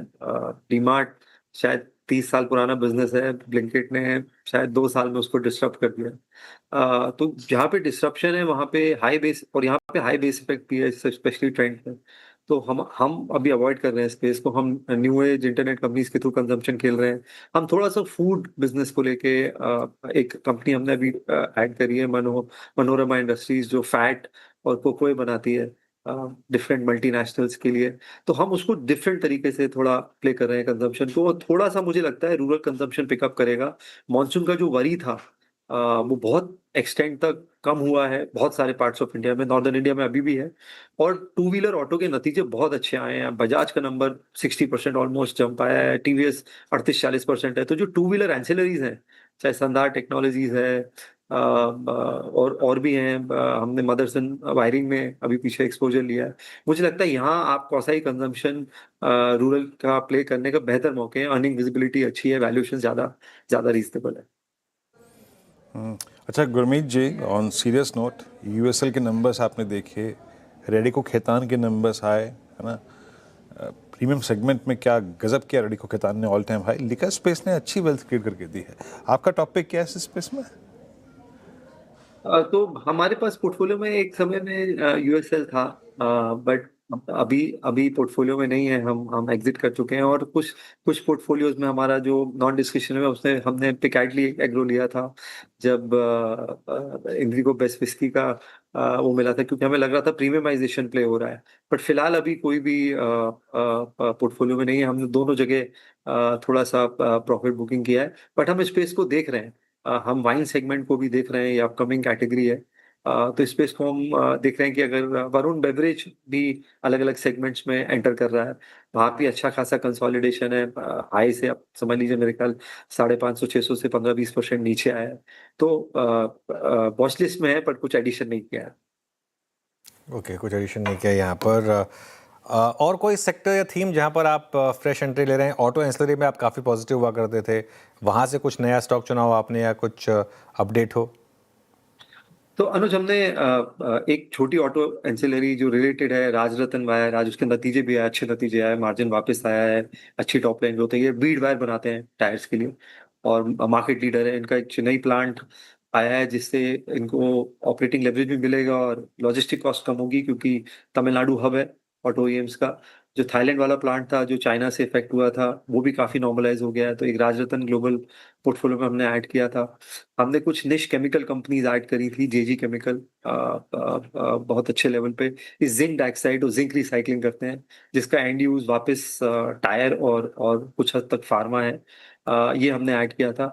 और हम कंसिस्टेंटली पावर इलेक्ट्रॉनिक कंपनीज में जो वैल्यू चेन है पावर डिस्ट्रीब्यूशन की, हर गिरावट में हम उसमें ऐड कर रहे हैं। हिंद रेक्टिफायर लिया था हमने पोर्टफोलियो में, वह बहुत शानदार कंपनी ने किया है। और अब आज सीजी पावर में थोड़ी वीकनेस है, नतीजों के बावजूद अगर ठीक ठाक डिप मिलेगा तो ऐड करेंगे। और मैं बहुत सारी कंपनीज जैसा मैंने बोला जो बियॉन्ड टॉप 50 हैं, स्मॉल मिड कैप हैं, जहाँ पे हमें अच्छा अर्निंग मोमेंटम दिख रहा है, वो अर्न करेंगे। आजाद इंजीनियरिंग ने जो किया है, कल जो डीआरडीओ में हमारा पहला एक्सपैंडेबल टर्बोजेट इंजन अप्रूव हुआ है, ये बहुत बड़ा माइलस्टोन है उस कंपनी के लिए। भारत की पहली कंपनी है जो वो बना रही है। तो बहुत सारी कंपनी जो प्रिसीजन इंजीनियरिंग स्पेस में है, आईपी ड्रिवन काम कर रही है, वहां पे हम फोकस कर रहे हैं और वेटेज बढ़ा रहे हैं। चलिए, जो सुबह हम था ना इंडिगो की बात कर रहे थे कि वो होपफुली चल जाए शायद व्यू, एक बार इंडिगो का इंटरडे चार्ट लेकर आइएगा और देखिए ज़रा इंटरग्लोब एविएशन का चार्ट, और डे हाई पर आ गया अभी ऑलमोस्ट, और जो लो था वहाँ से 100 रुपये से ऊपर की रिकवरी आ चुकी है। जो पहले घंटे का लो था वहाँ से 100 रुपये की अच्छी खासी रिकवरी आ चुकी है, और ये एक बड़ा पॉजिटिव है। गुरमीत जी, अब ये अदानी का तो आ गया क्लैरिफिकेशन कि हम तो नहीं आ रहे हैं एयरलाइन बिजनेस में, लेकिन अदरवाइज भी हेडविंड्स हैं। कच्चा तेल जिस लेवल पर है, Q1 खराब था, Q2 ऑलरेडी बोल चुके खराब होगा, लेकिन शायद Q3 और Q4 बेटर हो, लेकिन स्टॉक भी गिर चुका है अपने हाई से। अब क्या व्यू होगा स्टॉक पर? अनुज, हम इंक्रीमेंटल एडिशन नहीं कर रहे हैं कुछ भी। जो पोर्टफोलियो वेट है बनाया, क्योंकि क्रूड सेंसिटिव है, बहुत ज्यादा सेंसिटिव है और ऑयल प्राइसेस को रिएक्ट करेगा। बट कोई ऑप्शन नहीं है अनुज, जब आपको ट्रैवल अगर खेलना है तो बाकी कंपनीज लॉस मेकिंग है, एयर इंडिया स्ट्रगल कर रहा है, ये 65% मार्केट शेयर है। अब देखिए जो फ्लीट एडिशन किया है, कल भी जो न्यूज आई है एयरबस ऐड किया है जो फ्लीट में। पैसेंजर ट्रैफिक आप देखिए, इतनी वॉलेटिलिटी के बाद बहुत स्ट्रॉन्ग ग्रोथ है पैसेंजर ट्रैफिक में, तो वर्चुअल मोनोपोली प्ले है। बट अगर क्रूड नीचे आता है, $70-75 आता है, इंटरनेशनल ट्रैवल और थोड़ा सा नॉर्मलाइज होता है, तो डेफिनेटली और देख सकते हैं। फॉर टाइमिंग के लिए इंक्रीमेंटल एडिशन नहीं कर रहे। इंक्रीमेंटल एडिशन अभी आप नहीं कर रहे हैं। चलिए, अभी कहना तो गुरमीत, बहुत बहुत शुक्रिया आप इस कार्यक्रम में शामिल हुए, and have a nice weekend Gurmeet. चलिए अब चलते हैं क्लोज की तरफ, मतलब रणनीति की तरफ। अनुज, 23758 बैंक निफ्टी, इसमें भी ठीक ठाक रिकवरी डे लो से। इस प्राइस पे मंडे के लिए आउटलुक, या फिर बिल्कुल सुकून से जाएं फिर मंडे को आके फिर मनाएं? देखिए, अगर आप उनमें से हैं जिनको बिल्कुल कोई रिस्क लेना ही नहीं है और वीकेंड एंजॉय करना है, आज हमारी इंटरडे अप्रोच एकदम सही रही, लेकिन बस ये है कि क्लोजिंग में कोई भी ट्रेड लेने से डर लगता है, तो अप्रोच एक रहेगी कि आप न्यूट्रल हो जाएं, न्यूट्रल पोजीशन के साथ घर जाएं। लेकिन एक चीज़ बहुत क्लियर है कि मार्केट में आज का लो क्रूशल है, और कच्चा तेल गिरना शुरू हुआ, 102 वाला 97 पर आ गया है। अब बस होपफुली वीकेंड पे कुछ नेगेटिव ना हो जाए। एक अप्रोच जो आप कर सकते हैं अग्रेसिव ट्रेडर्स के लिए, वो अप्रोच होगी एक कॉल स्प्रेड लेने की। 23,800 23,900 का कॉल स्प्रेड, देखिए उसमें क्या है ना, उसमें आपका रिस्क रिवॉर्ड काफ़ी अच्छा है, ऑलमोस्ट 3:1 के करीब का रिस्क रिवॉर्ड बन रहा है यहाँ पर। अगर आप 23,800 की कॉल देखें तो वो करीब करीब 112 पर है, 23,900 की कॉल करीब करीब 70 पर है, और मंडे मॉर्निंग को आपको क्लियर हो जाएगा, इसमें बहुत ज़्यादा आपको लॉस नहीं होगा, और अगर सही अच्छा रहा तो वो काफ़ी आपको अच्छा मूव दे सकता है मंडे को। अगर आप बहुत ही ज़्यादा अग्रेसिव ट्रेडर हैं तो आप चाहें तो सिर्फ एक 23,800 की कॉल लेके जाएं, उसमें इनबिल्ट आपका स्टॉप लॉस है। और ये जो हमारी थ्योरी है, अगर ये वर्क हुई कि पिछले फ्राइडे मार्केट ने एक हाई बनाया और उसके बाद पूरा हफ्ता हमने बड़ी गिरावट देखी, ये भी पॉसिबल है कि आज मार्केट ने उस रेंज का फेक ब्रेकडाउन किया हो, लो बनाया हो, और यहाँ से मार्केट अब ऊपर जाए। पिछले फ्राइडे का क्लोज था आपका करीब करीब 24,835 का, मतलब उस रेंज के 35 पॉइंट ऊपर। आज का लो मोटा मोटी 23,765, मतलब उस रेंज का 35 पॉइंट नीचे का। तो अगर ये थ्योरी वर्क की, ऑब्वियसली बहुत कुछ क्रूड के ऊपर डिपेंड करेगा, लेकिन अगर ये थ्योरी वर्क की तो ये आपको अच्छा मूव दे सकती है अग्रेसिव ट्रेडर्स के लिए जो लॉस लेने को तैयार हो। नहीं लेना चाहते न्यूट्रल जाएं, कोई दिक्कत नहीं है। नूपुर के पास चलते हैं और जानते हैं स्टॉक स्पेसिफिक कोई अगर आइडिया डीलर्स की तरफ से आ रहा है तो नूपुर बताइए। काफ़ी सारे आइडियाज़ है, लेकिन दो आइडिया ऐसे हैं जो डीलर्स काफ़ी पॉजिटिव यहाँ पर आते हुए नजर आ रहे हैं। बाइंग रिकमेंडेशन यहाँ पे आती हुई दिखी। आरआर काबिल यहाँ पे फोकस करके चला है। नंबर्स की एक्सपेक्टेशन काफ़ी स्ट्रॉन्ग आती हुई नजर आ रही है। वॉल्यूम्स देखें तो यहाँ पे आपको फ्राइडे के एवरेज के ऊपर जाते हुए नजर आएंगे। प्रोमिनेंट इंस्टीट्यूशनल डेस्क की तरफ से यहाँ पे खरीदारी देखने को मिल रही है। दूसरा स्टॉक है ब्लू डार्ट, यहाँ पर भी फोकस करके चलना है। स्टॉक में अच्छा खासा मोमेंटम आज आते हुए नजर आए। वॉल्यूम्स यहाँ पे आपको काफ़ी दिखेंगे। डिलीवरी बेस्ड बाइंग यहाँ पर देखने को मिल रही है। फ्राइडे एवरेज से ऊपर वॉल्यूम जाते हुए नजर आ रहे हैं और दोनों ही स्टॉक्स में देखें तो 3 से 4% तक का मूव आज के दिन नजर आ रहा है। तो नंबर्स काफ़ी अच्छे हो सकते हैं। डीलर्स जो है वो काफ़ी पॉजिटिव दोनों स्टॉक्स पर आज के दिन नजर आ रहे हैं। ओके, डीलर्स के तरफ से ये दो स्टॉक्स जो कि पॉजिटिव साइड पे हैं, आरआर काबल और ब्लू डार्ट। शुक्रिया नुपुर जानकारी के लिए। चलिए अब हम डिस्कस कर लेते हैं कि हमारे पैनल क्या पिक कर रहे हैं। बीटीएसटी के एसटीबीटी ट्रेड्स की शुरुआत करते हैं और शुरुआत कविता जी आपसे की जाएगी। बताइए मंडे के लिए क्या कैरी करें? श्रेया आईटी से ही लेकर जाएंगे। कोफोर्ज सबसे स्ट्रॉन्ग काउंटर दिखता है आईटी में। 1460 के एसएल के साथ इसे अप्रोच करें for the price move of 1520 1540। Coforge लेकर जाएंगी कविता जी। गावा सर आपके लेके जाएंगे मंडे के लिए? I think defensive bat.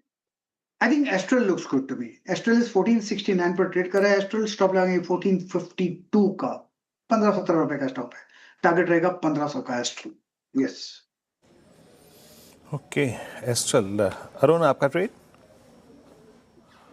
Virendra ji, defence space में मुझे लग रहा है मोमेंटम मंडे कैरी होगा, तो एस्ट्रा माइक्रो में खरीदारी की सलाह रहेगी। एज अ डिस्क्लेमर इसको हमने जस्ट बीटीएसटी कॉल भी दिया है। तो एस्ट्रा माइक्रो मुझे लग रहा है यहाँ से एक फास्ट मोमेंटम दे सकता है। 1848 तक के टारगेट्स एस्ट्रा माइक्रो में आ सकते हैं। 1799 का स्टॉप लॉस है।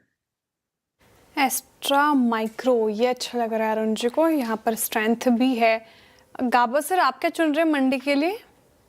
मेरा ध्यान है एस्ट्रल पर। एस्ट्रल अच्छा लग रहा है। 1467 के आसपास ट्रेड कर रहा है। स्टॉप लगाएंगे मेरे ख्याल से 1500 का जाना चाहिए। स्टॉप लगाएंगे करीब 14652 53। ओके, एस्ट्रा अगर आप देखें आपका यहाँ पे लॉन्ग कॉल एस्ट्रल 1500 के लक्ष्य के लिए। हाँ, एस्ट्रल है ना 1467 पे। यस, 1500 का लक्ष्य यहाँ पर। ट्रेड्स अभी यहाँ पे एक ट्रेड मानस का और रह गया यहाँ पे। मानस जी आप क्या पिक करेंगे? तो देखिए लॉरेंस लैब में खरीदारी करके जाएंगे। हायर टॉप हायर बॉटम के साथ एक फ्रेश ब्रेकआउट चार्ट्स पे है, तो इसके फ्यूचर में खरीदारी करेंगे। स्टॉप लॉस लगाएंगे 1574 का। टारगेट सेट करेंगे 1665 के। ओके, राजेश सातपुते जी आपकी ट्रेड क्या रहेगी मंडे मॉर्निंग के लिए? जी, अनुज देखिए मैं हेवल्स लेके जाऊंगा। मुझे लगता है हेवल्स में एक अच्छा मूव मिला है आज। इसका कंटिन्यूएशन आया तो ये कम से कम जाएगा 1260 से लेके 1280। 1228 के आसपास है। 1210 का stop loss. Havells buy. Okay, चलिए अब वीरू के पास चलते हैं आज की मार्केट ब्रेथ के लिए। वीरू बताइए। बिल्कुल अनुज, क्लोज आ रहा है निफ्टी के जिस रेंज में, उस हिसाब से अगर आप देखें तो डेली उसे अच्छी रिकवरी है। तो थोड़ा सा अगर आप देखें ब्रेथ ने उसको उसका एडवांटेज मिला। अगर आप कल की तुलना में देखें तो आपको, हालांकि याद रखिएगा we are very close to expiry, तो उसका एक इम्पैक्ट भी नजर आएगा इन स्टैट्स में। लॉन्ग शॉर्ट, लॉन्ग अनवाइंडिंग और शॉर्ट कवरिंग। लॉन्ग करीब 40 में, स्लाइटली बेटर देन यस्टरडे। 59 में शॉर्ट कवरिंग और शॉर्ट 45 में और 60 में अगर आप देखें long unwinding. Evenly poised, but क्योंकि लॉन्ग अनवाइंडिंग की फिगर ज़्यादा है तो वो बेरिश दिखाएगा आपको। LTM AU small finance bank earning से पहले पेटीएम 3.5% ऊपर रहा। BHL में एक रिवर्सल था। 361 वैम यहाँ पे अगर आप देखें लॉन्ग क्रिएट हुए। अगली स्लाइड आएगी शॉर्ट कवरिंग की, जहाँ पे मंदड़िया बैकफुट पे थे, पोजीशंस को स्क्वायर ऑफ किया तो बाहर निकले तो स्टॉक्स को मूव मिला। आज KPIT, टाटा एलेक्सी दोनों अगर आप देखें एक ही जोड़ी के स्टॉक का अच्छा कर गए। Godfrey Phillips, persistent, mid cap IT में और एस्ट्रल आज तमाम विशेषज्ञों की जुबान पे था। अच्छे अगर आप देखें मूव यहाँ पे सेकेंड कंसेक्यूटिव सेशन। और शॉर्ट बिल्डअप मोतीलाल ओसवाल और स्विगी, जी वर्नोवा, हिताची, एटर्नल में कोलैप्स था। न्यू एज स्टॉक्स आज एक बार फिर से कोलैप्स हुए सेकेंड कंसेक्यूटिव सेशन। और आखिरी स्लाइड आएगी, जरा प्लीज लिखे आइएगा लॉन्ग अनवाइंडिंग की। हालांकि इसको देखने का जो व्यू है वो दूसरा होता है, क्योंकि ये करंट मंथ फ्यूचर्स में हल्का सा भी प्राइस डैमेज होगा तो वो लॉन्ग अनवाइंडिंग में आएगा। ABB कल्याण, अंबर, डालमिया भारत और ट्यूब इन्वेस्टमेंट्स। एक बार अर्निंग से पहले जरा AU स्मॉल फाइनेंस बैंक को लेके आइए। AU स्मॉल फाइनेंस बैंक, जो कि मैंने मानस से प्रश्न किया भी था, एक बार रखेंगे जरा प्लीज, मैं इसके अगले महीने के ऑप्शंस में जो जिस प्रकार का बिल्डअप देख रहा हूँ 1002 ऑलमोस्ट डे हाई की ट्रेजेक्ट्री में, और ऑलमोस्ट कैंडल रिवर्स हो गई, ऑलमोस्ट कैंडल रिवर्स हो गई 1002 के स्तर पे। कल का ओपनिंग पॉइंट यही था। मानस, क्लोजिंग कमेंट्स आपके। Look at August futures addition 68 lakh prior to numbers. तो देखिए एयू बैंक में जैसा मैंने पहले आई थिंक मेंशन किया था कि यहाँ पर रिकवरी देखने को मिल सकती है। केवल एक बाउंस बैक प्ले बनेगा जिसमें आप शायद 1060 तक के टारगेट सेट करके चल सकते हैं। अगर एक ट्रेड लेना हो तो अभी भी लॉन्ग साइड पे लेना है। 980 रुपए के आपके जो स्टॉप लॉस रहेंगे, लेकिन जो एक रेजिस्टेंस बना हुआ है ऊपर की तरफ 1080 1090, उसका ध्यान रखिए। इसलिए हाई लेवल पे 1060 1070 के आसपास अगर स्टॉक आए तो वहां पर एक बार प्रॉफिट बुक करने की कोशिश करें। ओके, एयू बैंक पर ये भी हो गया। चलिए अब कंचन के पास चलते हैं और जानते हैं अगले हफ्ते बाजार की नज़र कहाँ रहेगी। कंचन बताइए। एक तो काफ़ी सारे रिजल्ट्स जो हैं अगले हफ्ते के लिए लाइनअप है बाजार में, काफ़ी सारे Q1 के नंबर्स आपको आते हुए दिखाई देंगे। शुरुआत करते हैं मंडे के साथ, जहां पे BEL, कोल इंडिया, टाटा पावर, साथ में केनरा बैंक और कोफोर्ज के नंबर जो है कंपनी अपने प्रेजेंट करेगी। डायरेक्टली आते हैं ट्यूसडे की तरफ। यहाँ पे देखिए बैंक ऑफ जापान का कोर CPI का डेटा जो है वो आता हुआ दिखाई देगा। इंडिया में इंडस्ट्रियल प्रोडक्शन का डेटा आएगा। यूएस की बात करी जाए तो यहाँ पे कंज्यूमर कॉन्फिडेंस का डेटा और हाउस प्राइस इंडेक्स का डेटा भी आता हुआ दिखाई देगा। रिजल्ट्स के लिए भी काफ़ी ज़्यादा इंपॉर्टेंट है। Larsen and Toubro, HUL, VBL, Chola investment और अंबुजा सीमेंट जैसी कंपनी अपने पहली तिमाही के नंबर्स को पेश करेगी। वेंसडे की तरफ बढ़ा जाए तो फेड का यहाँ पे इंटरेस्ट रेट का डिसीजन आएगा। ये इवेंट जो है काफ़ी ज़्यादा इंपॉर्टेंट होने वाला है। FOMC की स्टेटमेंट आएगी। रिजल्ट्स के लिहाज से अडानी ग्रुप फोकस में अडानी एंटरप्राइजेज, अडानी पोर्ट्स नतीजे पेश करेंगे। Asian paints, Eicher motor, Dabur, Bajaj housing और कोलगेट के नंबर्स भी आएंगे।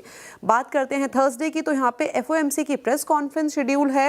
यहाँ पे PC प्राइस इंडेक्स का डेटा आएगा, GDP का डेटा आएगा US के, और साथ में इनिशियल जॉबलेस क्लेम का डेटा भी आता हुआ दिखाई देगा।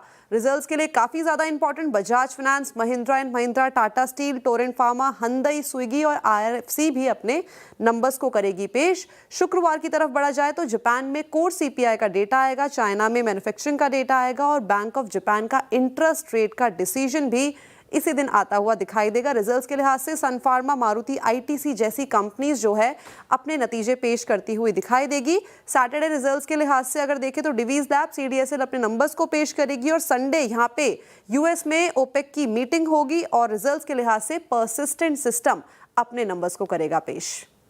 ओके, चलिए ये हो गए अगले हफ्ते के ट्रिगर्स। लेकिन काम करते हैं, ये वीक वाकई में बहुत टायरिंग रहा सच बताऊं तो, और बहुत थकाया इस हफ्ते ने। तो राजेश जी से पूछते हैं कि अनवाइंडिंग कैसे होगी इस वीकेंड पे। राजेश जी बताइए। अनुज जी, 3-4 हफ्ते की लगातार तेजी के बाद बाजार टायरिंग रहा और वही हाल हमारे OTT और थिएटर में भी है। 3-4 हफ्ते की अच्छी रिलीज है, उसके बाद थोड़ा ठंडा है, छोटी रिलीजेस हैं। पहला आदर्श बाल विद्यालय है जिसमें KK मेनन, अर्चना पूरन सिंह जैसे बड़े नाम हैं।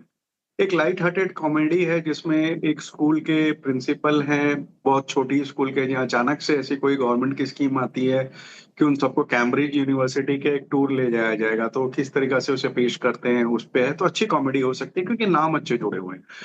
दूसरा मुसाफिर कैफे है जो कि दिव्य प्रकाश द्विवेदी की एक हिंदी नॉवेल थी मुसाफिर कैफे, उस पे बनी हुई है, जिसमें विक्रांत मैसी और महिमा मकवाना है। ये थोड़ी बेहतर हो सकती है। 3 रीजनल छोटी मूवीज है, पचतंबी, सीक्रेट ऑफ कलिंगा और कोर, जो पहले थिएटर में रिलीज हुई थी, अब यहाँ आ रही। एक अंग्रेजी मूवी है जो थोड़ी सी एडल्ट कॉमेडी है, 72 आवर्स करके, केविन हार्ट की, वो बेहतर हो सकती है। तो OTT में सिर्फ यही है। हालांकि थिएटर में एक बहुत बड़ी रिलीज कही जा सकती है जिसकी लोगों को बहुत दिनों से इंतजार था, बहुत दिनों से अटकी हुई थी वो पिक्चर अन्य कारणों से, जननायकन, जो कि थलपति विजय, पूजा हेगड़े और बॉबी देओल की है। विजय साहब अब CM हैं और एक पॉलिटिकल ड्रामा है, तो उसकी लोगों को इंतजार था। एक थोड़ी सी छोटी मूवी है लेकिन एक्टर अच्छे हैं, अनु कपूर, पवन मल्होत्रा, उत्तर दा उत्तर, ये एक अच्छी कॉमेडी हो सकती है। अनु कपूर साहब एक फिजिक्स के प्रोफेसर हैं और बावजूद फिजिक्स के प्रोफेसर के वो अंधविश्वास पे, वास्तुशास्त्र पे, इन सब चीजों पे बहुत ज्यादा विश्वास करते हैं, तो एक अच्छी कॉमेडी हो सकती है। बाकी कई छोटी मूवीज हैं, तेरा यार हूं मैं, दुल्हनिया ले जाएगी, इंद्रजाल, इंडिया स्टोरी अच्छी हो सकती है जिसमें श्रेयास तलपड़े है और उसमें फूड अडल्ट्रेशन, पेस्टिसाइड, ये सब को लेकर के स्टोरी है। तो थोड़ा सा ठंडा हफ्ता है, छोटी मूवीज है, छोटे सीरीज है, बट इसमें ये थिएटर में जनन आएगा ना, उत्तर द पुत्र थोड़ा सा बेहतर हो सकता है। नहीं, आपको पिक करनी हो तो क्या पिक करेंगे, आदर्श बाल विद्यालय या फिर उत्तर द पुत्र?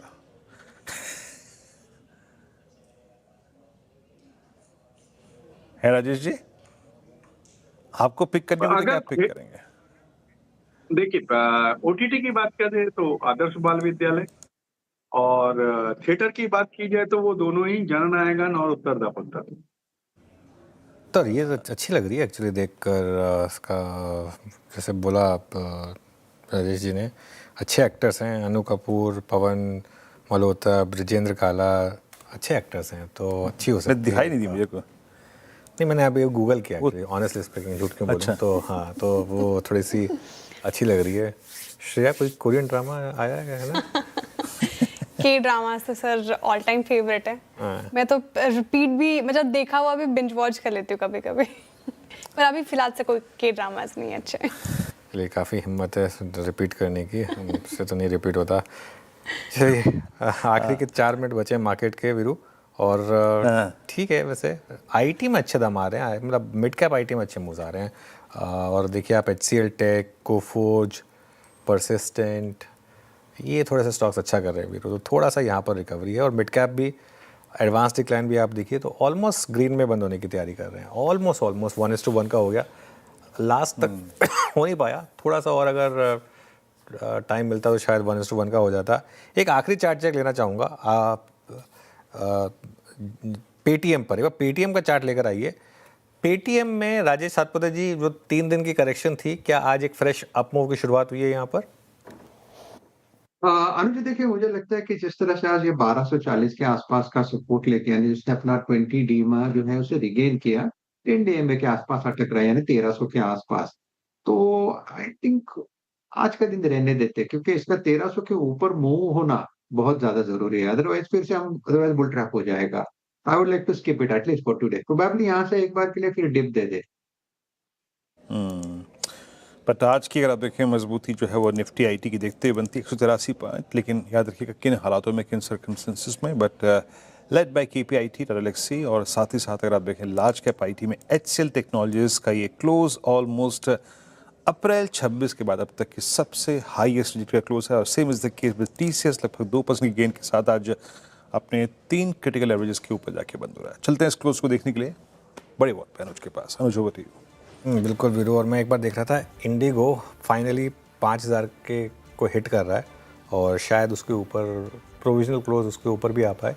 और ये इसलिए क्योंकि डे हाई है, देखिए डे हाई 5000 है, तो एग्जैक्टली वहाँ पर आकर बंद हो रहा है। तो लोअर लेवल से 100 रुपये से ऊपर की रिकवरी आ गई, तो वो व्यू ठीक बैठा, मतलब पैसा बना होगा उसमें, अगर आपने आज पहले घंटे के उस प्रेशर या पैनिक वाले लो में अगर आपने लिया होगा। तो चलिए अब स्क्रीन पर चलते हैं और देखते हैं मार्केट की क्लोजिंग।